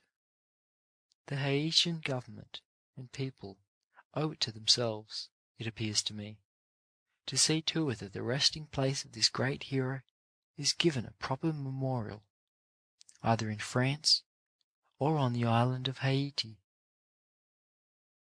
Speaking of the Haitians, there are a great many well-educated and cultivated men and women of that nationality in Paris. Numbers of them are sent there each year for education, and they take high rank in scholarship. It is greatly to be regretted, however, that some of these do not take advantage of the excellent training which is given there in the colleges of physical science, agriculture, mechanics, and domestic science. They would then be in a position to return home and assist in developing the agricultural and mineral resources of their native land. Haiti will never be what it should be until a large number of the natives receive an education which will enable them to develop agriculture, build roads, start manufactories, build railroads and bridges, and thus keep on the island the large amount of money which is now being sent outside for productions which these people themselves could supply. In all the European cities which we visited, we compared the conduct of the rank and file of the people on the streets, and in other places, with that of our own people in the United States, and we have no hesitation in saying that, in all that marks a lady or gentleman, our people in the South do not suffer at all by the comparison. Even at the camp meetings and other holiday gatherings in the South, the deportment of the masses of the coloured people is quite up to the standard of that of the average European in the larger cities which we saw. I should strongly advise our people against going to Europe, and especially to Paris, with the hope of securing employment, unless fortified by strong friends and a good supply of money. In 1 week in Paris, 3 men of my race called to see me, and in each case I found the man to be practically in a starving condition. They were well-meaning, industrious men who had gone there with the idea that life was easy and work sure, but notwithstanding the fact that they walked the streets for days, they could get no work. The fact that they did not speak the language, nor understand the customs of the people, made their life just so much the harder. With the assistance of other Americans, I secured passage for one of these men to America. His parting word to me was, "The United States is good enough for me in the future." Chapter 11. The Value of System in Home Life. Most of you are going out from Tuskegee sooner or later to exert your influence in the home life of our people. You are going to have influence in homes of your own. You are going to have influence in the homes of your mothers and fathers, or in the homes of your relatives. You are going to exert an influence for good or for evil in the homes wherever you may go. Now the question, how to bring about the greatest amount of happiness in these homes, is one that should concern every student here. I say this because I want you to realize that each one of you is to go out from here to exert an influence. You are to exercise this influence in the communities where you go. And if you fail to exercise it for the good of other individuals, you have failed to accomplish the purpose for which this institution exists. In the first place, you want to exert your influence in those directions that will bring about the best results. Among these, it is important that the people have presented to them the highest forms of home life. Very often I find it true, and especially the more I travel about among our people, that many persons have the idea that they cannot have comfortable homes unless they have a great amount of money. Now, some of the happiest and most comfortable homes I've ever been in have been homes where the people have but little money. In fact, they might well be called poor people. But in these homes there was a certain degree of order and convenience, which made you feel as comfortable as if you were in the homes of people of great wealth. I want to speak plainly. In the first place, there must be promptness in connection with everything in the life of the home. Take the matter of the meals, for instance. It is impossible for a home to be properly conducted unless there is a certain time for each meal, and promptness must be insisted on. In some homes, the breakfast may be eaten at 6 o'clock one morning, at 8 o'clock the next morning, and perhaps at 9 o'clock the morning after that. Dinner may be served at 12, 1, or 2 o'clock, and supper may be eaten at 5, 6, or 7. And even then, 1/2 the members of the family are absent when the meal is served. There is useless waste of time and energy in this, and an unnecessary amount of worry. It saves time, and it saves a great amount of worry to have it understood that there is to be a certain time for each meal, and that all the members of the family are to be present at that time.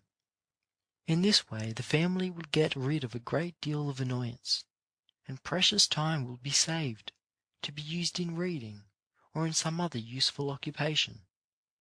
Then as to the matter of system, no matter how cheap your homes are, no matter how poverty-stricken you may be in regard to money, it is possible for each home to have its affairs properly systematized.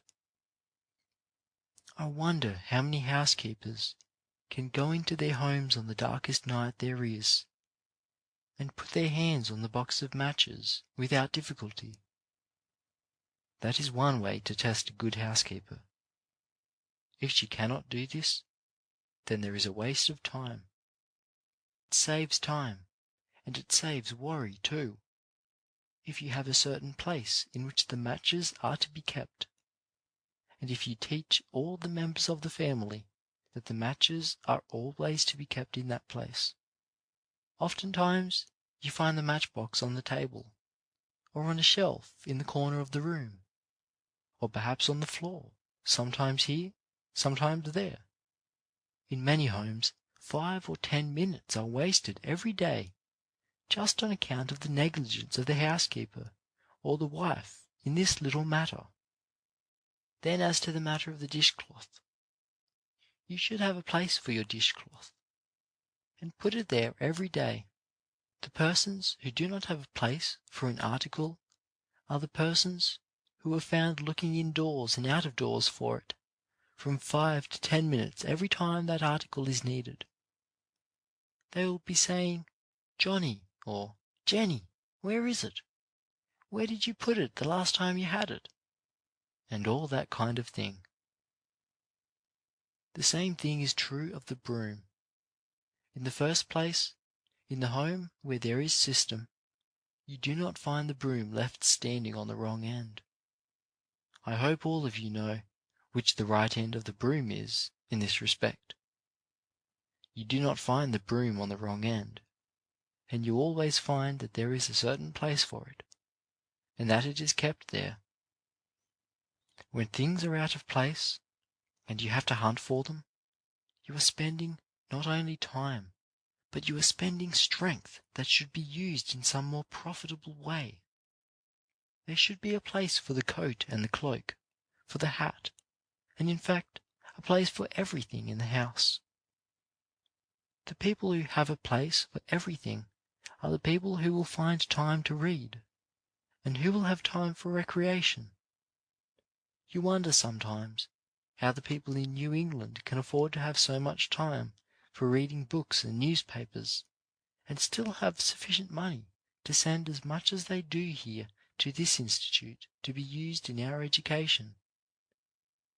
These people find time to keep themselves thus intelligent, and to keep themselves in touch with all that takes place in the world, because everything is so well systematized about their homes that they save the time which you and I spend in worrying about something which we should know all about.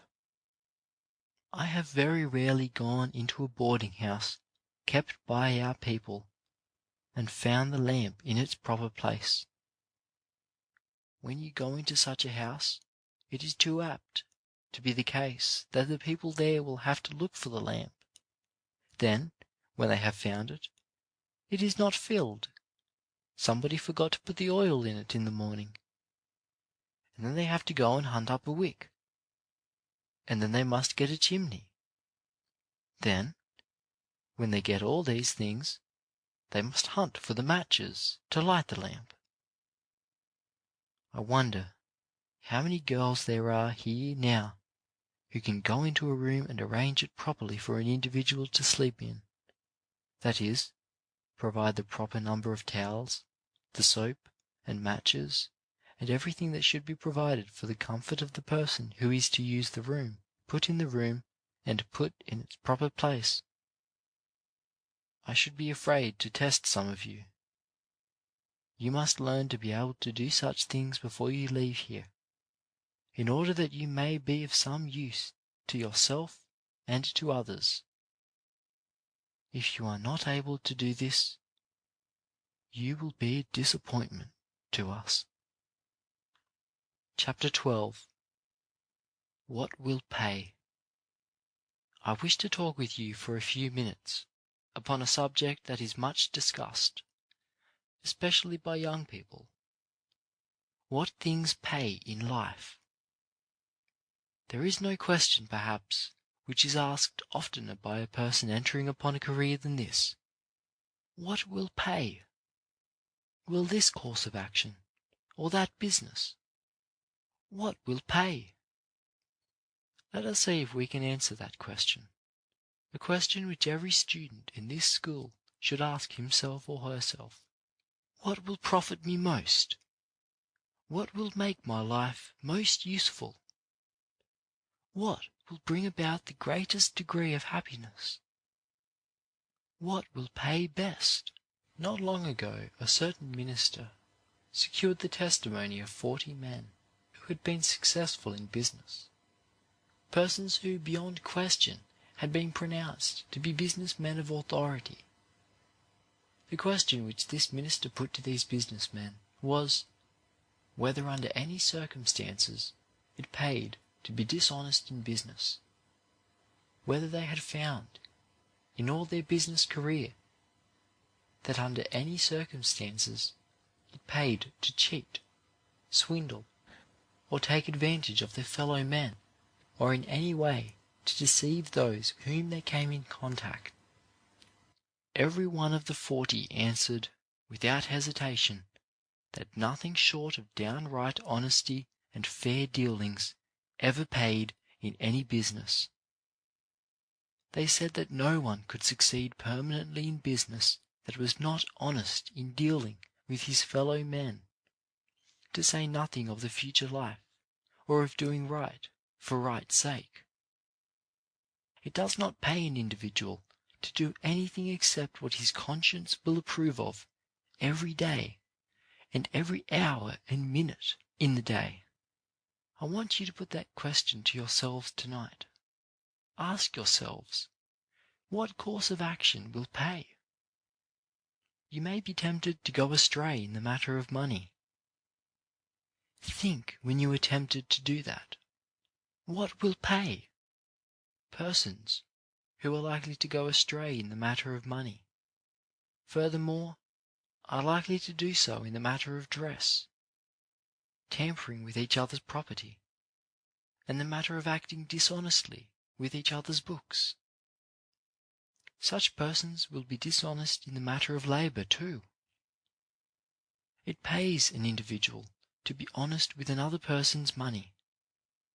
It never pays to be dishonest in taking another person's clothes or books. None of these things ever pays, and when you have occasion to yield or not to yield to such a temptation, you should ask yourself the question, will it pay me to do this? Put that question constantly to yourself. Whenever you promise, moreover, to do a piece of work for a man, there is a contract binding you to do an honest day's labour, and the man to pay you for an honest day's labour. If you fail to give such service, if you break that contract, you will find that such a course of action never pays. It will never pay you to deal dishonestly with an individual, or to permit dishonest dealing. If you fail to give a full honest day's work, if you know that you have done only 3/4 of a day's work, or 4/5, it may seem to you at the time that it is paid, but in the long run you lose by it. I regret to say that we sometimes have occasion to meet students here who are inclined to be dishonest. Such students come to Mr. Palmer or to me and say they wish to go home. When they are asked why they wish to go home, some of them say they wish to go because they are sick. Then, when they have been talked with a few minutes, They may say that they do not like the food here, or perhaps that some disappointment has befallen their parents. In some cases I have students give me half a dozen excuses in little more than the same number of minutes. The proper thing for students to do, when they wish to go home, is to state the exact reason and then stick to it. The student who does this is the kind that will succeed in the world. The students who are downright dishonest in what they say will find out that they are not strong in anything, that they are not what they ought to be. The time will come when that sort of thing will carry them down instead of up. In a certain year, I think it was 1857, there was a great financial panic in the United States, especially in the city of New York. A great many of the principal banks in the country failed, and others were in daily danger of failure. I remember a story that was told of one of the bank presidents of that time, William Taylor, I believe. All the bank presidents in the city of New York were having meetings every night to find out how well they were succeeding in keeping their institutions solvent. At one of these meetings, after a critical day in the most trying period of the panic, when some men reported that they had lost money during that day, and others that so much money had been withdrawn from their banks during the day that if there were another like it, they did not see how they could stand the strain, William Taylor reported that money had been added to the deposits of his bank that day, instead of being withdrawn. What was behind all this? William Taylor had learned in early life that it did not pay to be dishonest, but that it paid to be honest with all his depositors and with all persons who did business with his bank. When other people were failing in all parts of the country, the evidence of this man's character, his regard for truth and honest dealing, caused money to come into his bank when it was being withdrawn from others. Character is a power.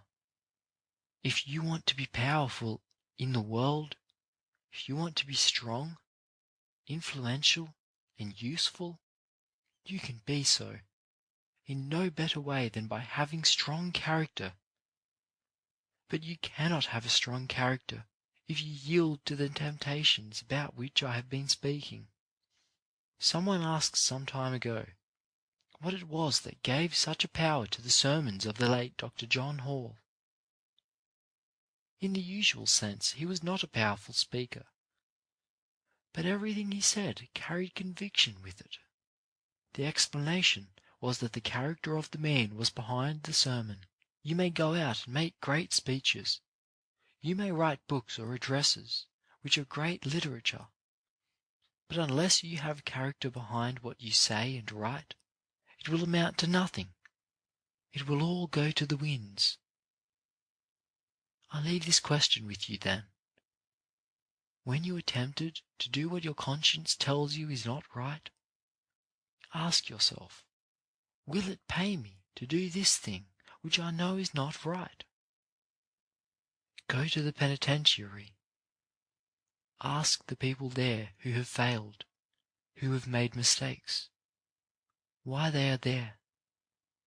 And in every case, they will tell you that they are there because they yielded to temptation, because they did not ask themselves the question, will it pay?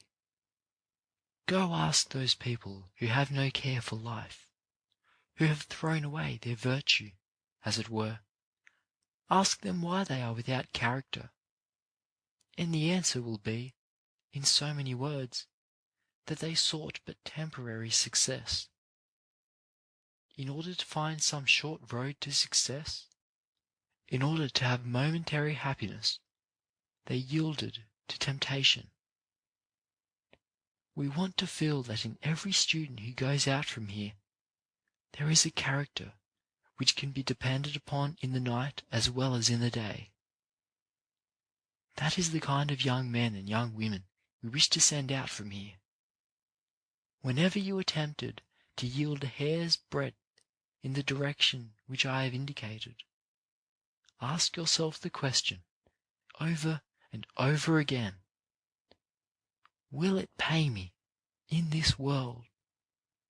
Will it pay me in the world to come? Chapter 13. Education that Educates. This talk was given soon after the visit of President McKinley to Tuskegee Institute in the fall of 1898. Perhaps I am safe in saying that during the last 10 days you have not given much systematic effort to book study in the usual sense.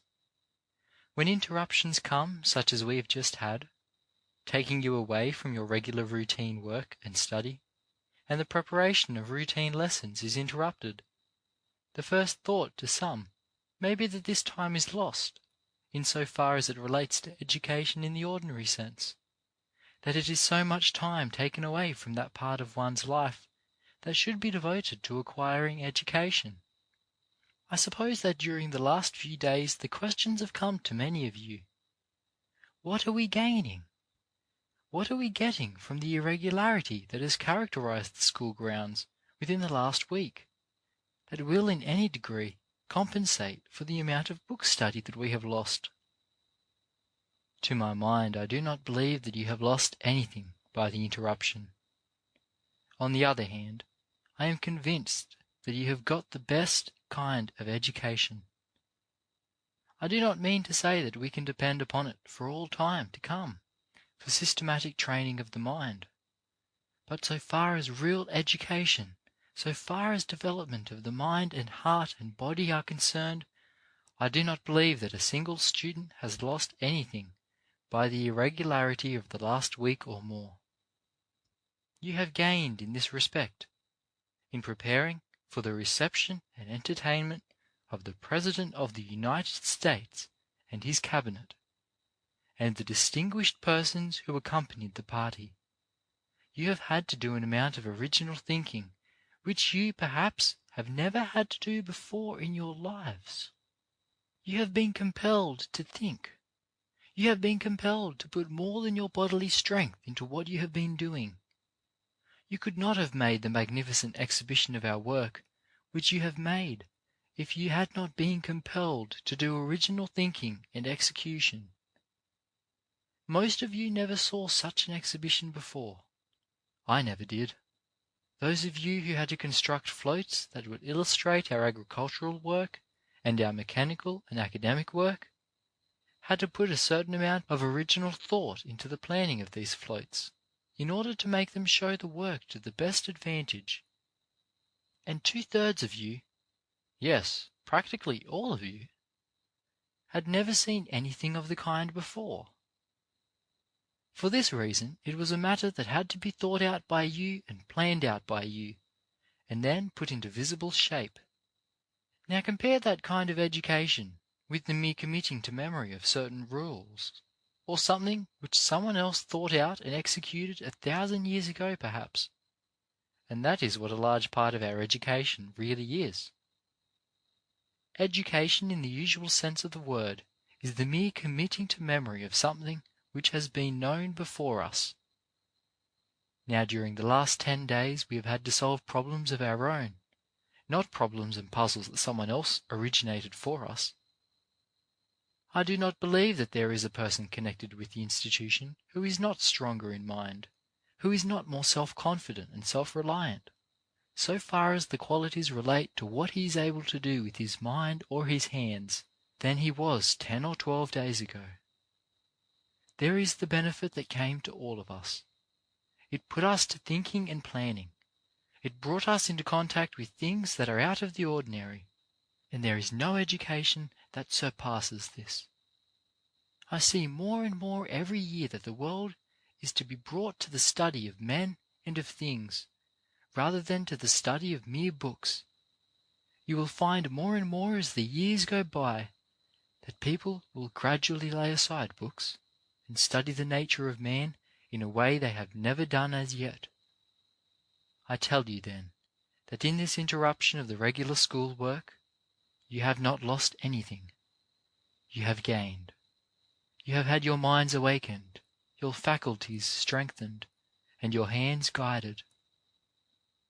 I do not wish to speak of this matter egotistically, but it is true that I have heard a great many persons from elsewhere mention the pleasure which they have received in meeting Tuskegee students, because when they come in contact with a student who has been here, they are impressed with the fact that he or she does not seem to be dead or sleepy.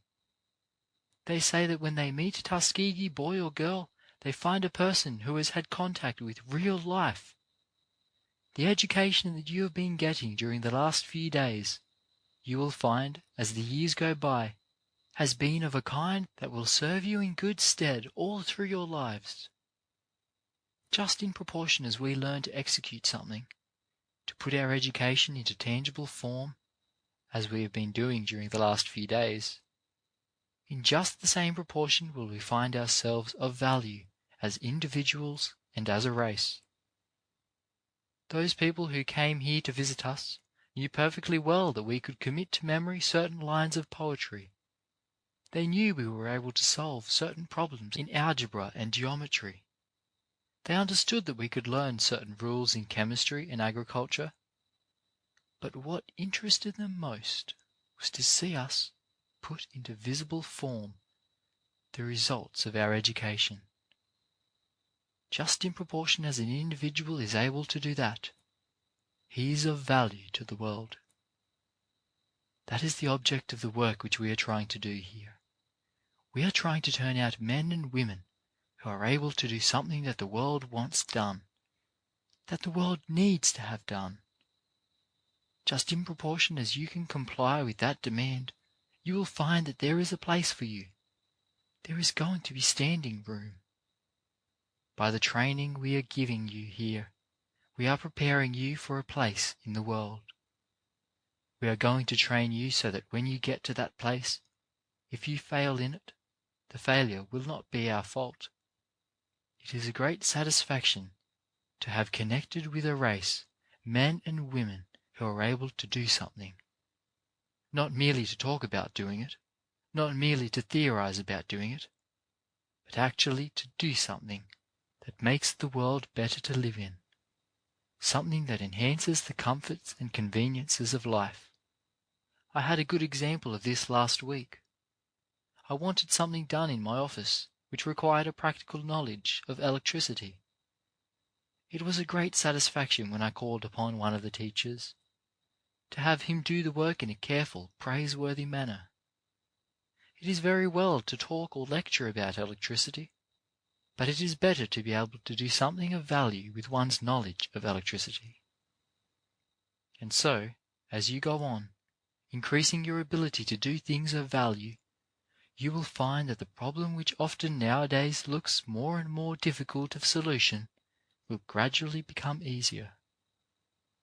One of the cabinet members who were here a few days ago said, after witnessing the exhibition which you made here, that the islands which this country had taken into its possession during the recent war are soon going to require the service of every man and woman we can turn out from this institution. You will find it true, not only in this country, but in other countries, that the demand will be more and more for people who can do something. Just in proportion as we can, as a race, get the reputation which I spoke to you about a few days ago, you will find there will be places for us. Regardless of colour or condition, the world is going to give the places of trust and remuneration to the men and women who can do a certain thing as well as anybody else or better. This is the whole problem. Shall we prepare ourselves to do something as well as anybody else or better? Just in proportion as we do this, you will find that nothing under the sun will keep us back. Chapter 14. The Importance of Being Reliable. I am going to call your attention this evening to a tendency of the people of our race, which I had occasion to notice in the course of a visit recently made to certain portions of North Carolina and South Carolina. I find that with persons who are the employers, or who might be the employers, of numbers of our people, there is a very general impression that as a race we lack steadiness, that we lack steadiness as labourers. Now you may say that this is not true, and you may cite any number of instances to show that we are not unreliable in that respect. Whether it is true or not, the results are the same. It works against us in the matter of securing paying employment. Almost without exception, in talking with persons who are in a position to employ us, or who have been employing us, or who are thinking of employing us, I have found that this objection has been very largely in their minds, that we cannot be depended upon, that we are unsteady and unreliable in matters of labour. I am speaking, of course, of that class of people of our race who depend mainly upon a day's work, working by the day, as we call it, for their living. These men with whom I talked gave several illustrations of this tendency. In the first place, I think they mentioned, without exception, this fact, that if the coloured people are employed in a factory, they work well and steadily for a few days, say until Saturday night comes, and they are paid their week's wages. Then they cannot be depended upon to put in an appearance the following Monday morning. That special criticism was made without exception. The coloured people, these men said, would work earnestly and give good satisfaction until they got a little money ahead, and got food enough assured to last them 2 or 3 weeks. Then they would give up the job, or simply remain away from the factory until others had been put in their places. That was one of the statements that was made to me over and over again. People also mentioned to me as an unfavourable tendency the inclination which the people of our race have to go on excursions. They said that if an excursion were going to Wilmington, or Greensboro, or Charleston, and the coloured people had a little money on hand, you could not depend on their going to work instead of going on the excursion. That people would say that they must go on this or that excursion, and that nothing should stop them. A great many people lose employment and money because of this tendency to go on excursions. Another thing that was mentioned to me was the Sunday dinners.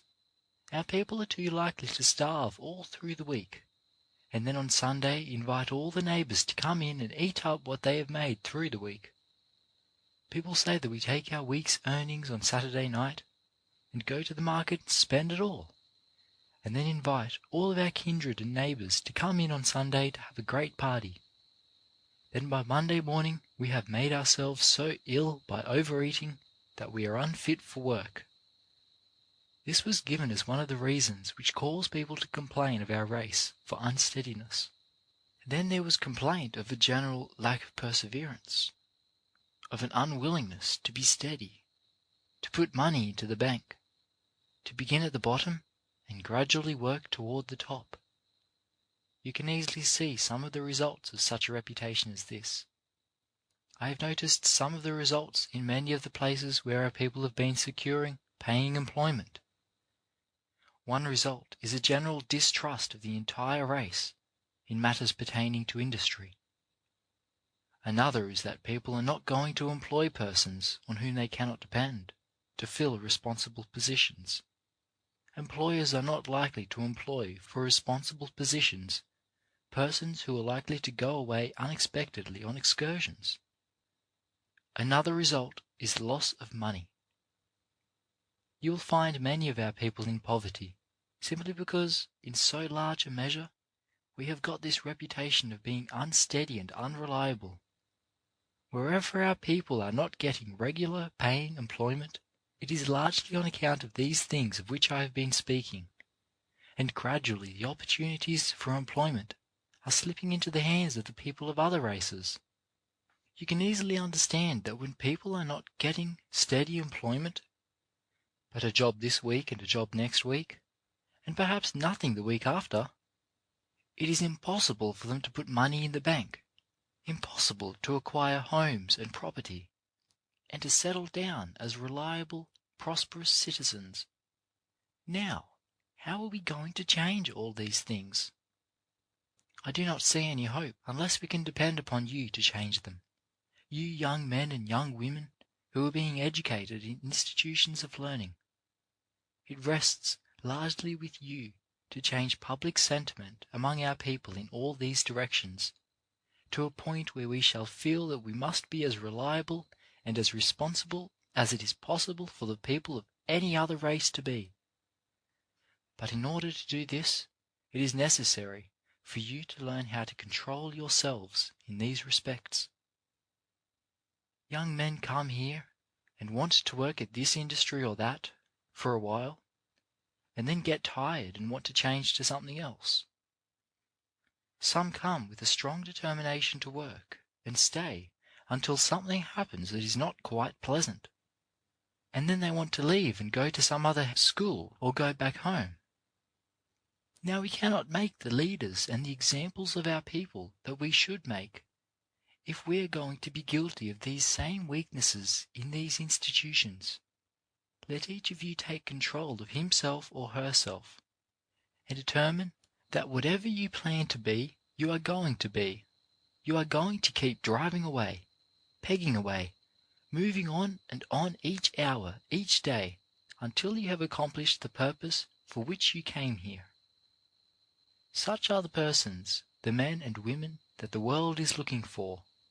These are the men and women we want to send to North Carolina and South Carolina, to Georgia, to Mississippi, and about in our own state of Alabama, to reach hundreds and thousands of our people, and to bring about such a sentiment that these people can control themselves in the directions I have mentioned, and become steady and reliable along all the avenues of industry.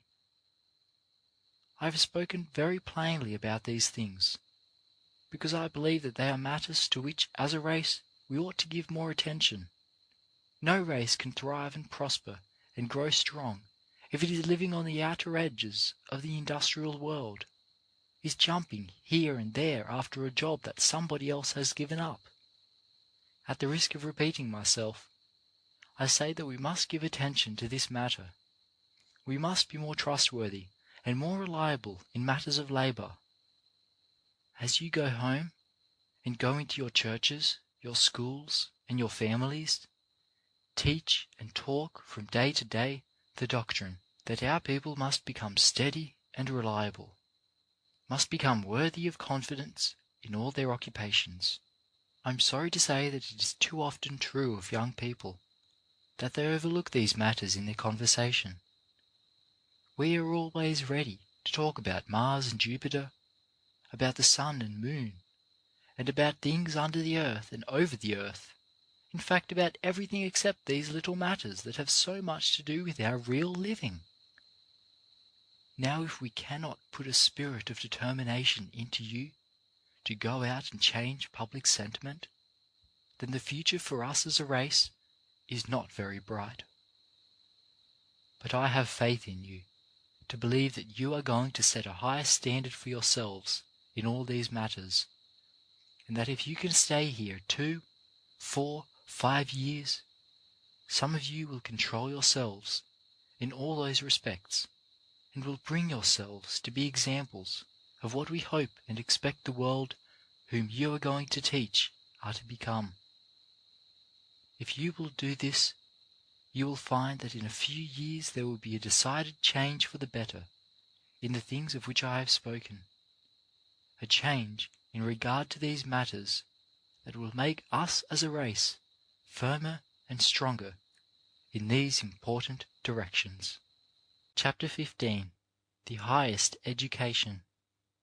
It may seem to some of you that I am continually talking to you about education, the right kind of education, how to get an education, and such kindred subjects. But surely no subject could be more pertinent, since the object for which you all are here is to get an education. And if you are to do this, you wish to get the best kind possible. You will understand then I am sure, if I speak often about this, or refer to the subject frequently, that it is because I am very anxious that all of you go out from here with a definite and correct idea of what is meant by education, of what an education is meant to accomplish, what it may be expected to do for one. We are very apt to get the idea that education means the memorizing of a number of dates, of being able to state when a certain battle took place, of being able to recall with accuracy this event or that event. We are likely to get the impression that education consists in being able to commit to memory a certain number of rules in grammar, a certain number of rules in arithmetic, and in being able to locate correctly on the earth's surface this mountain or that river, and to name this lake and that gulf. Now, I do not mean to disparage the value of this kind of training, because among the things that education should do for us is to give us strong, orderly, and well-developed minds. I do not wish to have you get the idea that I undervalue or overlook the strengthening of the mind. If there is one person more than another who is to be pitied, it is the individual who is all heart and no head. You will see numbers of persons going through the world whose hearts are full of good things, running over with the wish to do something to make somebody better, or the desire to make somebody happier.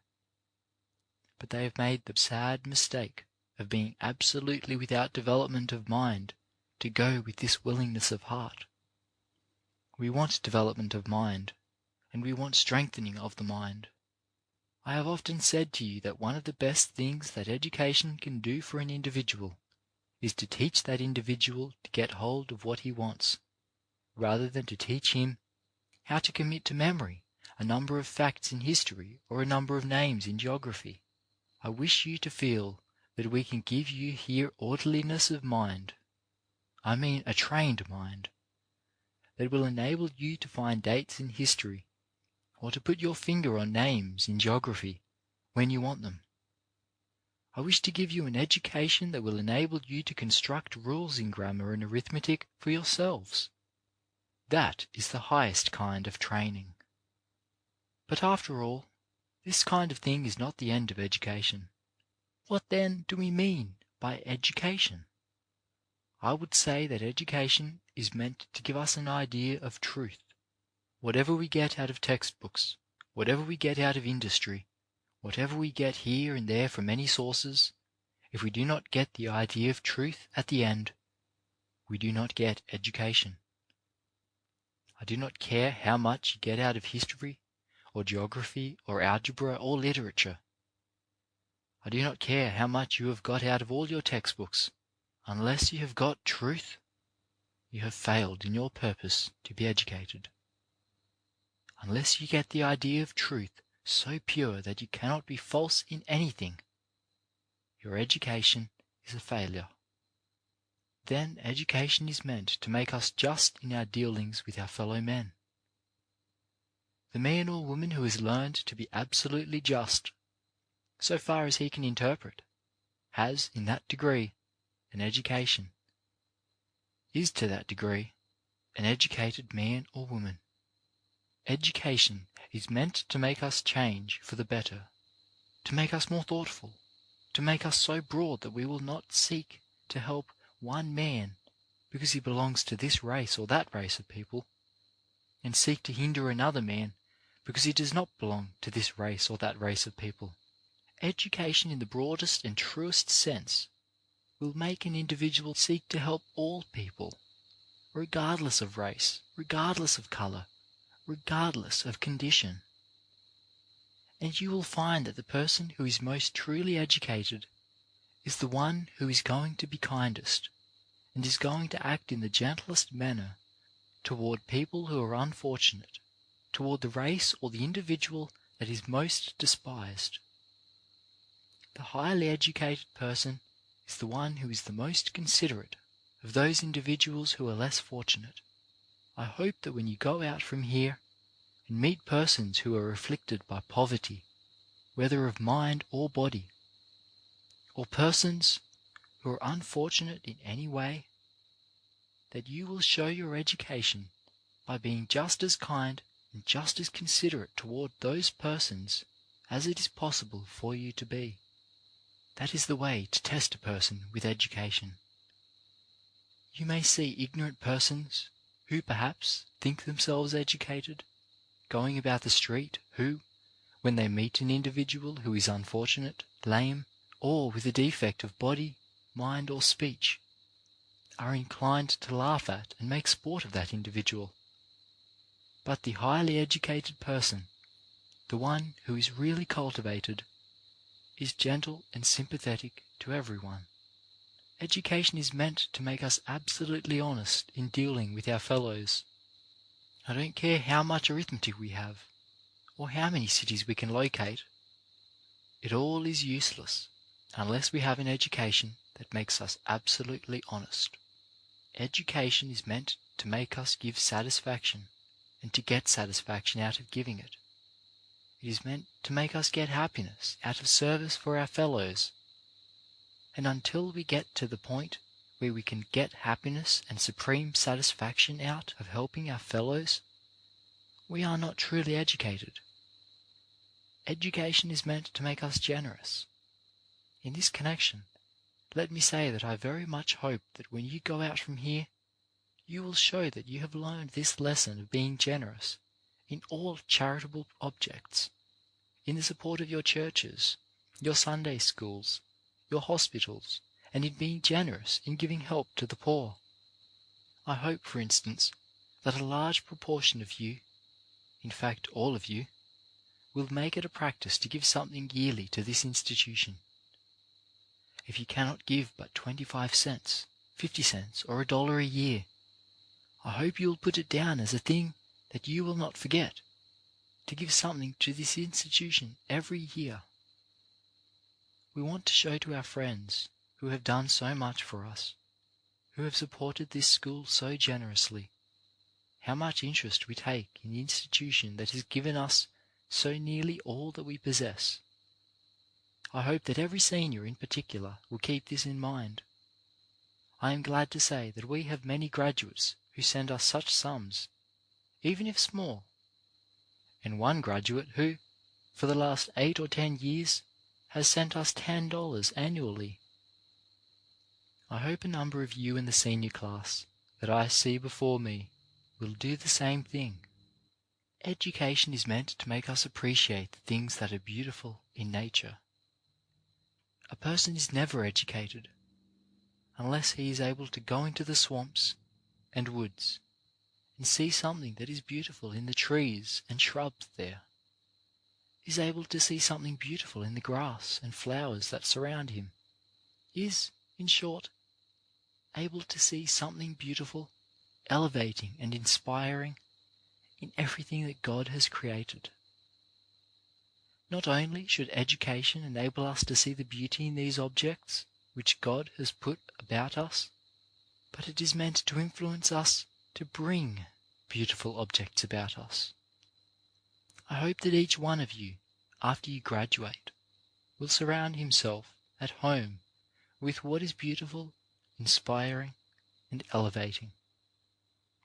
I do not believe that any person is educated so long as he lives in a dirty, miserable shanty.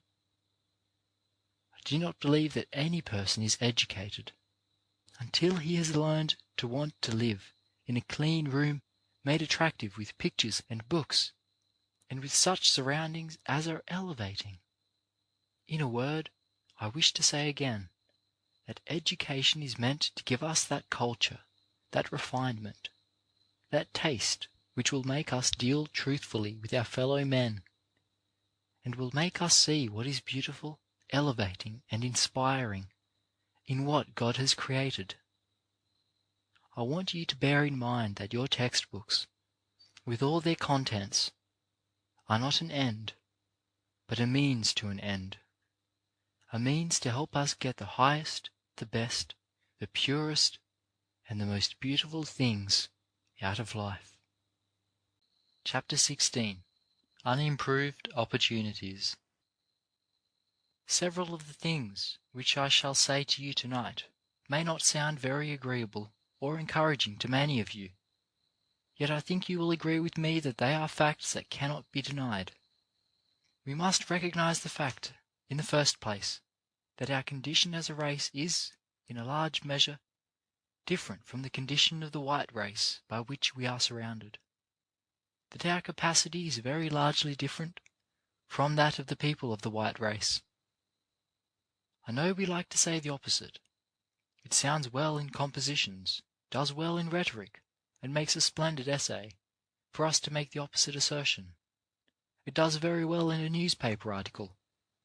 But when we come down to hard facts, we must acknowledge that our condition and capacity are not equal to those of the majority of the white people with whom we come in daily contact.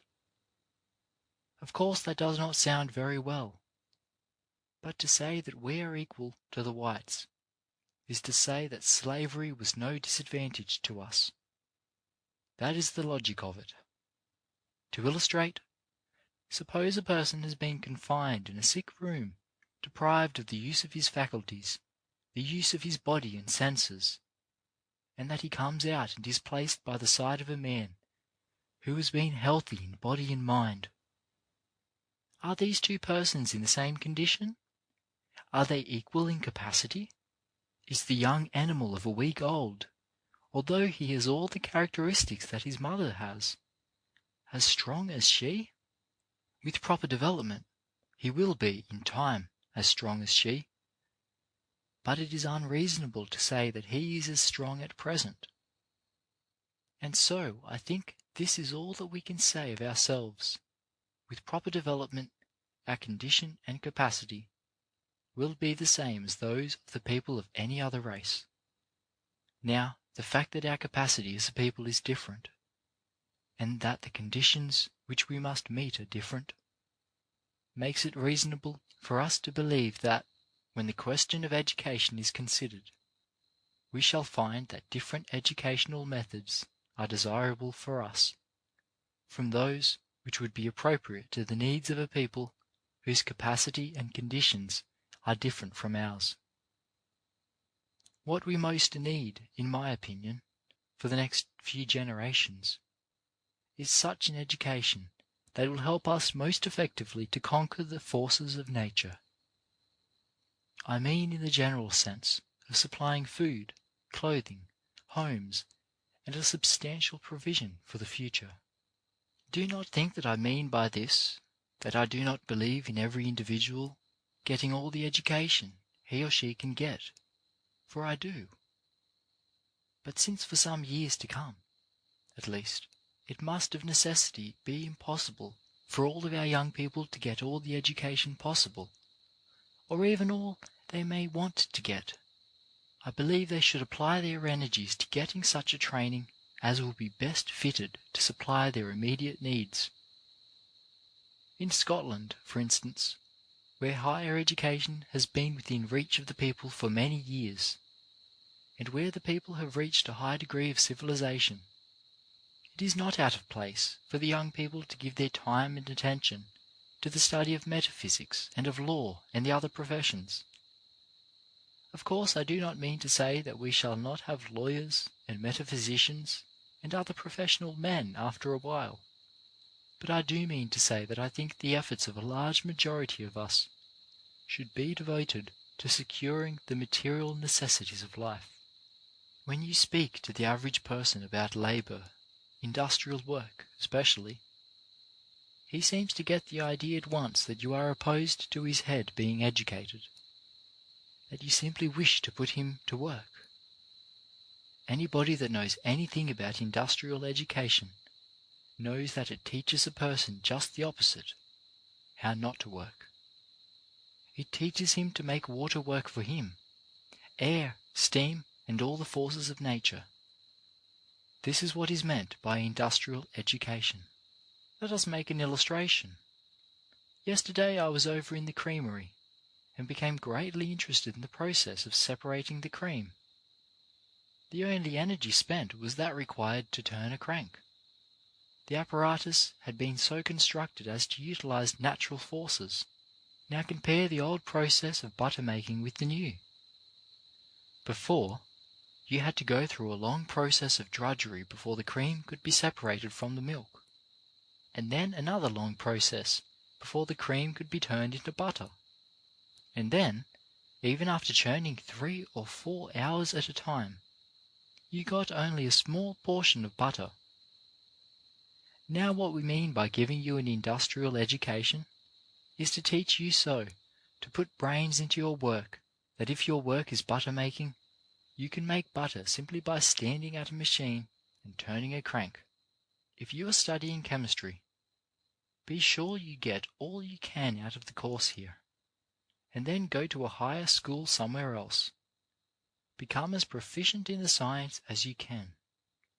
When you have done this, do not sit down and wait for the world to honor you because you know a great deal about chemistry. You will be disappointed if you doubt if you wish to make the best use of your knowledge of chemistry. Come back here to the South and use it in making this poor soil rich, and in making good butter where the farmers have made poor butter before. Used in this way, you will find that your knowledge of chemistry will cause others to honor you. During the last 30 years, we, as a race, have let some golden opportunities slip from us, and partly, I fear, because we have not had enough plain talk in the direction I am following with you tonight. If you ever have an opportunity to go into any of the large cities of the North, you will be able to see for yourself what I mean. I remember that the first time I went North, and it was not so very many years ago, it was not an uncommon thing to see the barber shops in the hands of coloured men.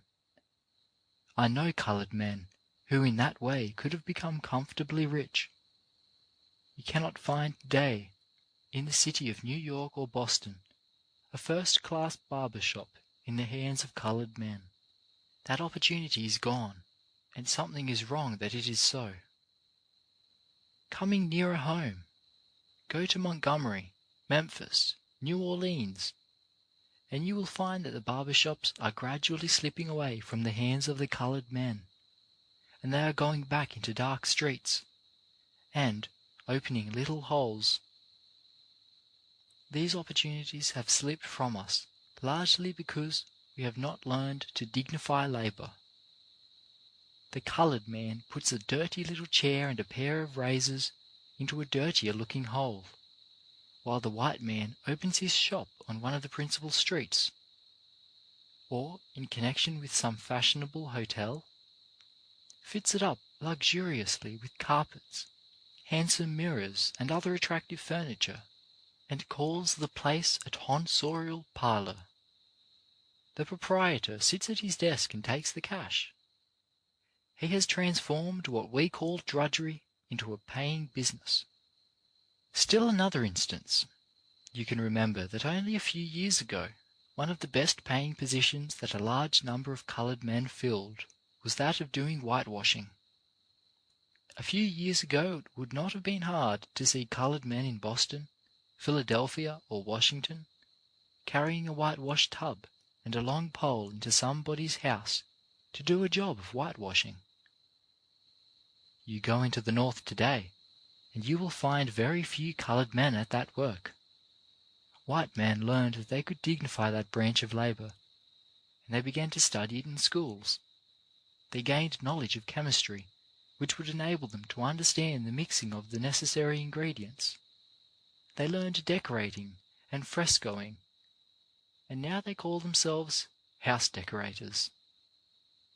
Now that job is gone, perhaps to come no more, for now that these men have elevated this work and introduced more intelligent skill into it, do you suppose anyone is going to allow some old man with a pole and a bucket to come into the house? Then there is the field occupied by the cooks. You know that all over the South we have held and still hold to a large extent the matter of cooking in our hands. Wherever there was any cooking to be done, a coloured man or a coloured woman did it. But while we still have something of a monopoly of this work, it is a fact that even this is slipping away from us. People do not wish always to eat fried meat, and bread that is made almost wholly of water and salt. They get tired of such food, and they desire a person to cook for them who will put brains into the work. To meet this demand, white people have transformed what was once the menial occupation of cooking into a profession. They have gone to school and studied how to elevate this work. And if we can judge by the almost total absence of coloured cooks in the North, we are led to believe that they have learned how. Even here in the South, coloured cooks are gradually disappearing, and unless they exert themselves, they will go entirely. They have disappeared in the North because they have not kept pace with the demand for the most improved methods of cooking, and because they have not realized that the world is moving forward rapidly in the march of civilization. A few days ago, when in Chicago, I noticed in one of the fashionable restaurants a fine-looking man, well dressed, who seemed to be the proprietor. I asked who he was, and was told that he was the chef, as he is called the head cook. Of course, I was surprised to see a man dressed so stylishly and presenting such an air of culture, filling the place of chief cook in a restaurant. But I remembered then, more forcibly than ever, that cooking had been transformed into a profession, into dignified labour. Still another opportunity is going, and we laugh when we mention it, although it is really no laughing matter. When we think of what we might have done to elevate it in the same way that white persons have elevated it, we realize that it was an opportunity after all. I refer to the opportunity which was in boot blacking. Of course, here in the South, we have that yet, to a large extent, because the competition here is not quite so sharp as in the North. In too many southern towns and cities, if you wish your shoes blacked, you wait until you meet a boy with a box slung over his shoulder. When he begins to polish your shoes, you will very likely see that he uses a much worn shoe brush, or, worse still, a scrubbing brush. And unless you watch him closely, there is a chance that he will polish your shoes with stove polish. But if you go into a northern city, you will find that such a boy as this does not stand a chance of making a living. White boys, and even men, have opened shops, which they have fitted up with carpets, pictures, mirrors, and comfortable chairs, and sometimes their brushes are even run by electricity. They have the latest newspapers always within reach for their patrons to read while their work is being done, and they grow rich. The man who owns and runs such a place as that is not called a boot black. He is called the proprietor of such and such a shoe blacking emporium, and that chance is gone to come no more. Now there are many coloured men who understand about electricity, but where is the coloured man who would apply his knowledge of that science to running brushes in a boot-black stand? In the South it was a common thing, when anybody was taken ill, to notify the old mammy nurse. We had a monopoly of the nursing business for many years, and up to a short time ago it was the common opinion that nobody could nurse but one of those old black mammies. But this idea is being dissipated. In the North, when a person gets ill, he does not think of sending for anyone but a professional nurse, one who has received a diploma from some nurse training school, or a certificate of proficiency from some reputable institution. I hope you have understood me in what I have been trying to say of these little things. They all tend to show that if we are to keep pace with the progress of civilization, we must pay attention to the small things as well as the larger and more important things in life. They go to prove that we must put brains into what we do. If education means anything at all, it means putting brains into the common affairs of life and making something of them. That is just what we are seeking to tell the world through the work of this institution. There are many opportunities all about us where we can use our education. You very rarely see a man idle who knows all about house building, who knows how to draw plans, to test the strength of materials that enter into the making of a first-class house. Did you ever see such a man out of a job? Did you ever see such a man as that, writing letters to this place and that place, applying for work? People are wanted all over the world who can do work well. Men and women are wanted who understand the preparation and supplying of food. I don't mean in the small menial sense, but people who know all about it. Even in this there is great opportunity. A few days ago I met a woman who had spent years in this country and in Europe studying the subject of food economics in all its details. I learn that this person is in constant demand by institutions of learning and other establishments, where the preparation and the serving of food are important features. She spends a few months at each institution. She is wanted everywhere, because she has applied her knowledge to one of the most important necessities of life.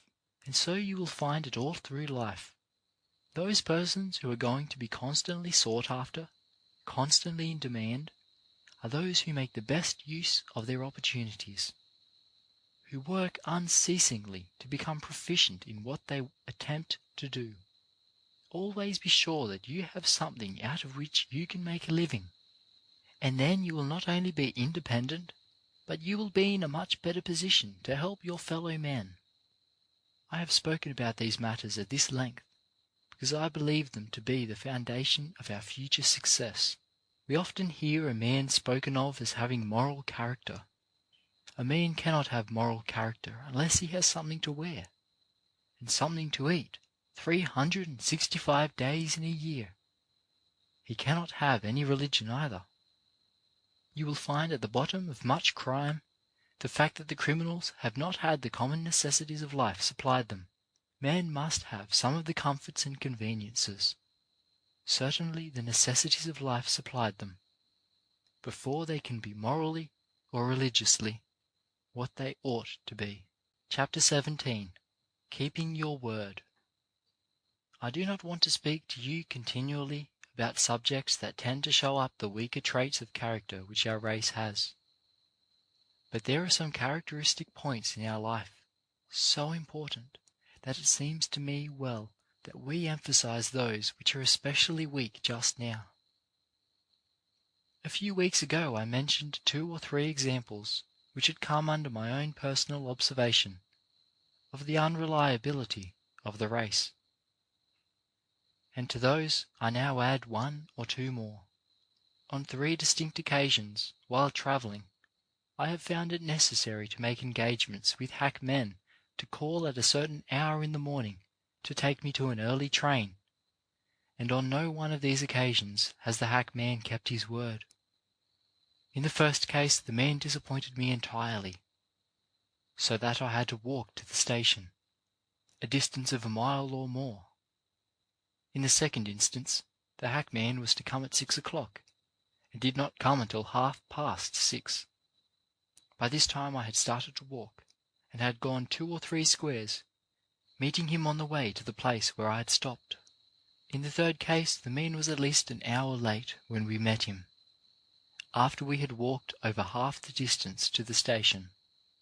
I have spoken at another time of the fact that men who employ coloured workmen have complained to me that after these men had drawn a week's pay, they could not be depended upon to return to work the next Monday morning. In the city of Savannah, Georgia, there are a great many coloured men employed as stevedores men, who load and unload ships. If you have read the newspapers carefully, you will have noticed that recently the persons who employ these men have made a new rule, by which they refuse to pay the stevedores all of their wages at the end of the week, but retain 2 days' payout of each week from every individual who works for them, to be paid to them at the end of the next week. Of course, the men do not lose anything in the end by this method. It simply means that so long as they work for one employer, there are at least 2 days' pay due them. Of course, the labourers whose wages were thus kept back have made a great noise about it, but when their employers were asked for an explanation, they said, "We find by your experience that if we pay you all that we owe you on Saturday night, we cannot depend upon your returning on Monday morning to continue your work. You are apt to get drunk or to debauch yourselves on Sunday, so that you are unfitted for your work the next day. This is the decision these men have arrived at after having employed these men for a number of years. Now, think of the things I have spoken to you about. You may say with regard to the last, that to a great extent this action on the part of the Savannah employers was due to prejudice, to a desire to use the money withheld for their own selfish purposes, and because they had the power to do so. But you can very easily understand that if a person goes on being disappointed month after month in his business, he will soon conclude that it is best for him to try a hackman of some other colour and disposition, and that if these Savannah employers find year after year that they cannot depend on coloured men to give them thorough, regular, systematic labour, they are going to look out for persons of another race who will do their work properly. It is not necessary for me to continue in this strain, and to call attention to other incidents of this kind, to show, as I have told you before, that one of the weak points which we as a race must fight against is that of not being reliable. Of course, I understand that it is not always possible for a person to keep an engagement, but if he cannot, it is very rarely the case that he cannot send word to the persons with whom he has made the engagement of his inability to keep his part of it. In the case of the hackmen who disappointed me, if they had sent word 2 or 3 hours ahead of the time that they could not come, or if they had sent another hackman to fill the engagement for them, I should have thought nothing about it. In the case of those Savannah labourers, when they found that they could not go back to their work promptly, if they had sent word to that effect, their absence, perhaps, could have been excused. But it is this habit of disappointing people in business matters without apparent care or concern that has given the race the damaging reputation which it has for unreliability. I speak of these things repeatedly and so plainly because I am constantly meeting persons who are employers or who would be employers of our people, and they tell me every time when I speak to them about work that their only objection to employing coloured labour is this very matter I have been speaking of, its unreliability. Many of them say that they want to employ coloured people, would be glad to give them places of responsibility, but that they cannot find men who will stick to their work. You may say that it is impossible for us to grow and develop, to get positions of trust and responsibility that will pay good wages, simply because we are coloured. I will give you an example on this very point. A few days ago I was in New Orleans, visiting a large sugar refinery. The firm which operates this refinery employs from 200 to 300 men. I found the young man who has charge of all the bookkeeping of the firm, through whose hands all the business and cash of the firm pass. I found this man to be coloured, and that all the other persons filling responsible positions under him were white. I remember some 2 or 3 years ago having met one of the partners of this firm in the White Mountains, and he told me at that time of this young man. He told me that a great many persons came to him and said, "You ought not to have this coloured man filling this position when there are so many white persons who want the place." He told me that he said to these persons, "This young man does my work better than anyone else I have yet found, and so long as he does this, so long shall I employ him." This gentleman has since died, but the business is in the hands of his widow, who has so much confidence in the ability of this young coloured man to manage the affairs of a great business. Mr. Lewis is his name. Perhaps some of you know him, that he is retained practically at the head of this great establishment. This single instance shows that notwithstanding his colour, a man can rise for what is in him, that he can advance when he shows that he can be depended upon.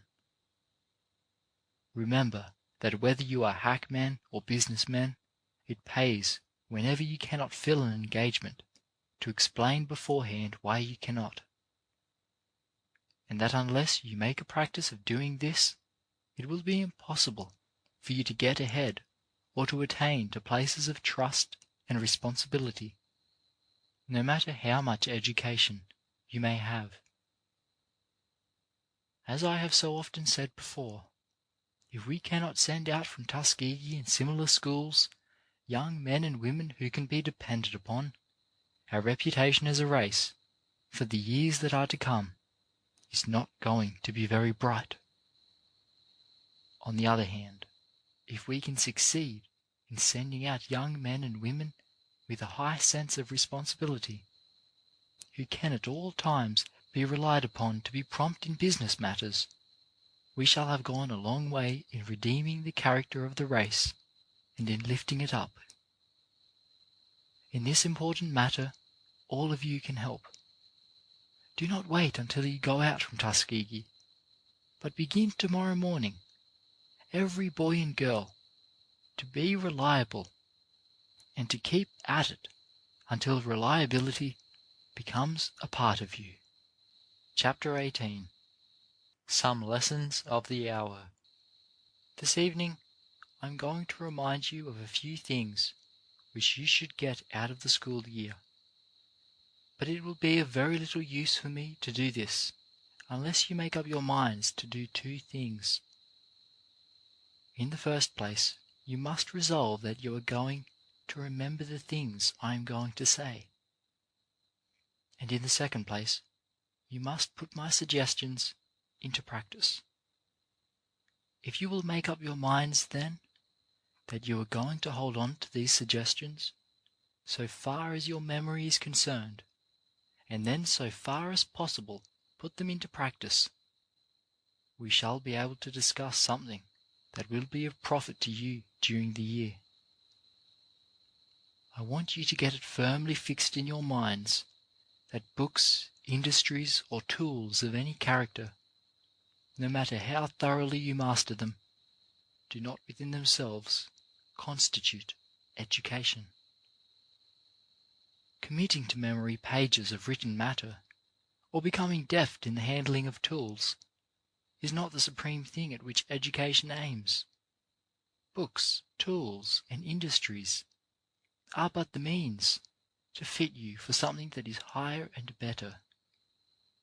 All these are not ends within themselves. They are simply means. The end of all education, whether of head or hand or heart, is to make an individual good, to make him useful, to make him powerful, is to give him goodness, usefulness, and power, in order that he may exert a helpful influence upon his fellows. One of the things I want you to get out of this year is the ability to put a proper value upon time. If there is any one lesson that we all of us need to have impressed upon us more thoroughly and more constantly than any other, it is that each minute of our lives is of supreme value, and that we are committing a sin when we allow a single minute to go to waste. Remember that every 5 minutes of time you are spending at this institution is worth so much money to you. How many people there are who, after they have arrived at the ages of 60, 70, or 80 years, look back with regret and say, "I wish I could live the years over again." But they cannot. All they can do is to regret that they have wasted precious minutes, precious hours. Now your lives are yet before you, not, as in the case of these people, behind you. Your lives are yet to be lived, and they will be made successful lives just in proportion as you learn to place a value upon the minutes. Spend every minute here in hard, earnest study, or in helpful recreation. Be sure that none of your time is thrown away. Among other things, you should get out of the year the habit of reading. Any individual who has learned to love good books, to love the best newspapers, the best magazines, and has learned to spend some portion of the day in communication with them, is a happy individual. You should get yourselves to the point where you will not be happy unless you do spend a part of each day in this way. You should get out of the year the habit of being kind and polite to every individual. As a general thing, it is not difficult for a person to be polite in words and courteous in actions to individuals who are classed in the same social scale, or who, perhaps, are above him in wealth and influence. The test of a true lady or gentleman comes when that individual is brought in contact with someone who is considered beneath her or him. Some one of us is ignorant or poor. Show me a man who is himself wealthy and who is gentle and polite to the ignorant about him and to the poor people about him, and I will show you every time a true gentleman. When Prince Henry of Prussia was in this country, I remember reading this description of one of the prominent public men who received him. He is such a true gentleman that he can meet a prince without himself becoming embarrassed, and can meet a poor man without embarrassing the poor man. Learn to speak kindly to every individual, white or black. No man loses anything by being gentlemanly, by learning to be polite, by treating the most unfortunate individual with the highest deference. We want you to learn to control your temper. Someone has said that the difference between an animal and a man is that the beast has no method of learning to control his temper. With the individual, the human being, there is education and training. He learns to master himself, to have an even temper, learns to master his temper completely. Now, if any of you have a temper that often gets to be your master, make up your mind that it is a part of your duty here to learn to control it. Step upon it, as it were, and say, I will be master of my temper, instead of letting it be my master. You want to have that kind of courage that is going to make you able to speak the truth at all times, no matter what it may seem to cost you. This may, for the time being, seem to make you unpopular. It may inconvenience you. It may deprive you of something that you count dear. But the individual who cultivates that kind of courage, who, at the cost of everything, always speaks the truth, is the individual who in the end will be successful, is the one who in the end will come out the conqueror. You cannot afford to learn to speak anything but the absolute truth. One of the most beautiful things that I have seen printed about President Roosevelt was where someone wrote of him that one of the president's greatest faults was that he did not know when to lie, when to deceive people, but that he always spoke the absolute, frank truth. As a result of his honesty, his truth-speaking, he is at the head of the nation. We also want you to learn to be absolutely honest in all your dealings with other people's property. We may just as well speak plainly and emphatically. One of our worst sins, one of our weaknesses, is that of not being able to handle other people's property and be honest with it. You should learn to be absolutely honest with the property of your roommates, schoolmates, and teachers. Make up your minds that nothing is going to tempt you from the path of absolute honesty. There is no man or woman who begins with meddling with other people's property and affairs, who begins to learn to take that which does not belong to him or her, who is not beginning in a downward path ending in misery, sorrow, and disappointment. Make up your minds that you are going to be absolutely honest and truthful in all cases. There is no way to get happiness out of life. There is no way to get satisfaction out of your school career except by following the lessons that I have here tried to emphasize. When we speak of honesty, the first thought may be that the word applies only to the taking of property that does not belong to us. But this is not so. It is possible for a person to be dishonest by taking time or energy that belongs to someone else, just as much as tangible property. In going into a classroom, office, store, or shop, one man may ask himself the question, how little can I do today and still get through the day? Another man will have constantly before him the question, how much can I put into this hour or this day? Now we expect every student who goes out from Tuskegee to be, not the man who tries to see how little he can do, or the average man who proposes to do merely his duty, but the man above the average, who will do more than his duty.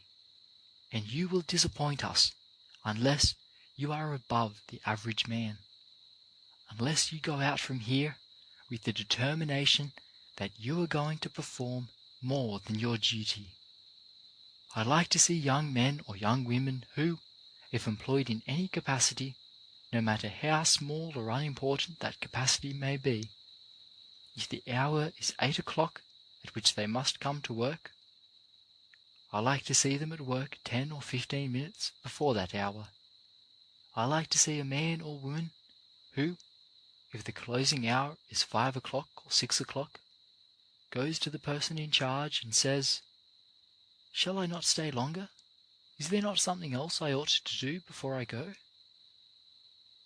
Put your whole souls into whatever you attempt to do. That is honesty.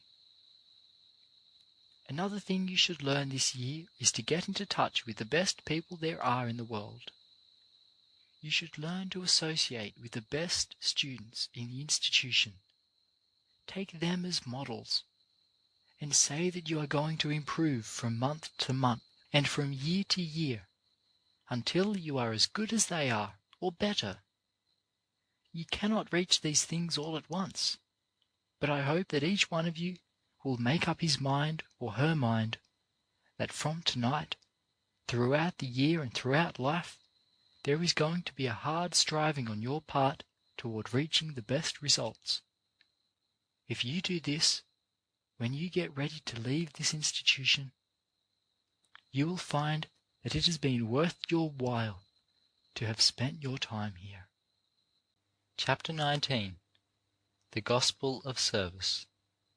The subject on which I am going to speak to you for a few minutes tonight, the Gospel of Service, may not, when you first hear it, strike a very responsive chord in your hearts and minds, but I assure you I have nothing but the very highest and best interest of the race at heart when I select this subject to talk about. The word service has too often been misunderstood, and on this account it has in too many cases carried with it a meaning which indicates degradation. Every individual serves another in some capacity, or should do so. Christ said that he who would become the greatest of all must become the servant of all. That is, he meant that in proportion as one renders service, he becomes great. The President of the United States is a servant of the people, because he serves them. The Governor of Alabama is a servant, because he renders service to the people of the state. The greatest merchant in Montgomery is a servant, because he renders service to his customers. The school teacher is a servant, because it is his duty to serve the best interests of his pupils.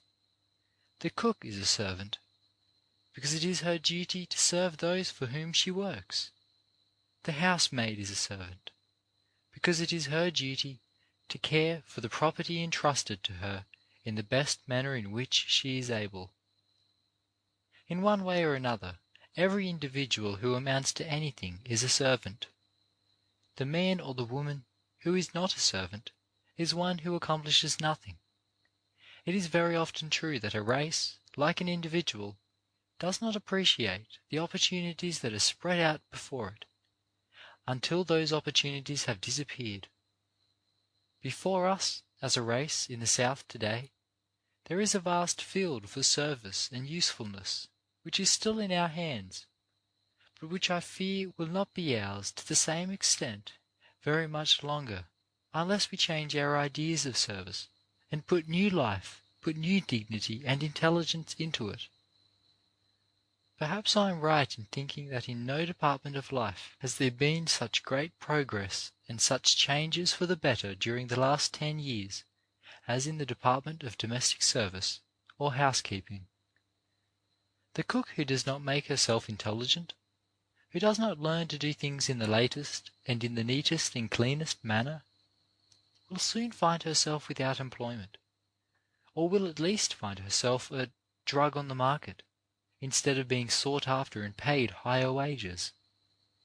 The woman who does not keep up with all the latest methods of decorating and setting her table, and of putting the food on it properly, will find her occupation gone within a few years. The same is true of general housekeeping, of laundering, and of nursing. All the occupations of which I have been talking are at present in our hands in the South, but I repeat that very great progress is being made in all of them in every part of the world, and we shall find that we shall lose them unless our women go forward and get rid of the old idea that such occupations are fit only for ignorant people to follow.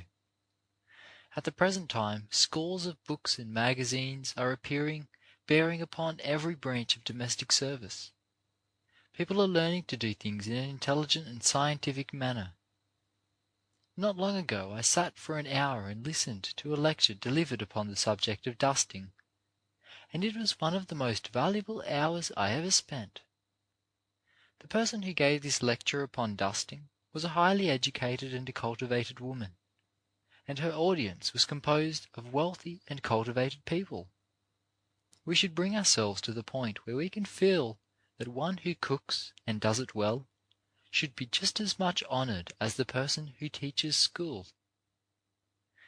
What I have said in regard to the employments of our women is equally true of the occupations followed by our men. It is true that at present we are largely cultivating the soil of the South, but if other people learn to do this work more intelligently, learn more about labor-saving machinery, and become more conscientious about their work than we shall find our occupation departing. It used to be the case in many parts of the North that the Negro was the coachman, but in a very large degree in cities like New York and Philadelphia, the Negro has lost this occupation, and lost it, in my opinion, not because he was a Negro, but because in many cases he did not see that the occupation of coachman was constantly being improved. It has been improved and lifted up until now it has almost become a profession. The Negro who expects to remain a coachman should learn the proper dress for a coachman, and learn how to care for horses and vehicles in the most approved. What is true of the coachman is true of the butler.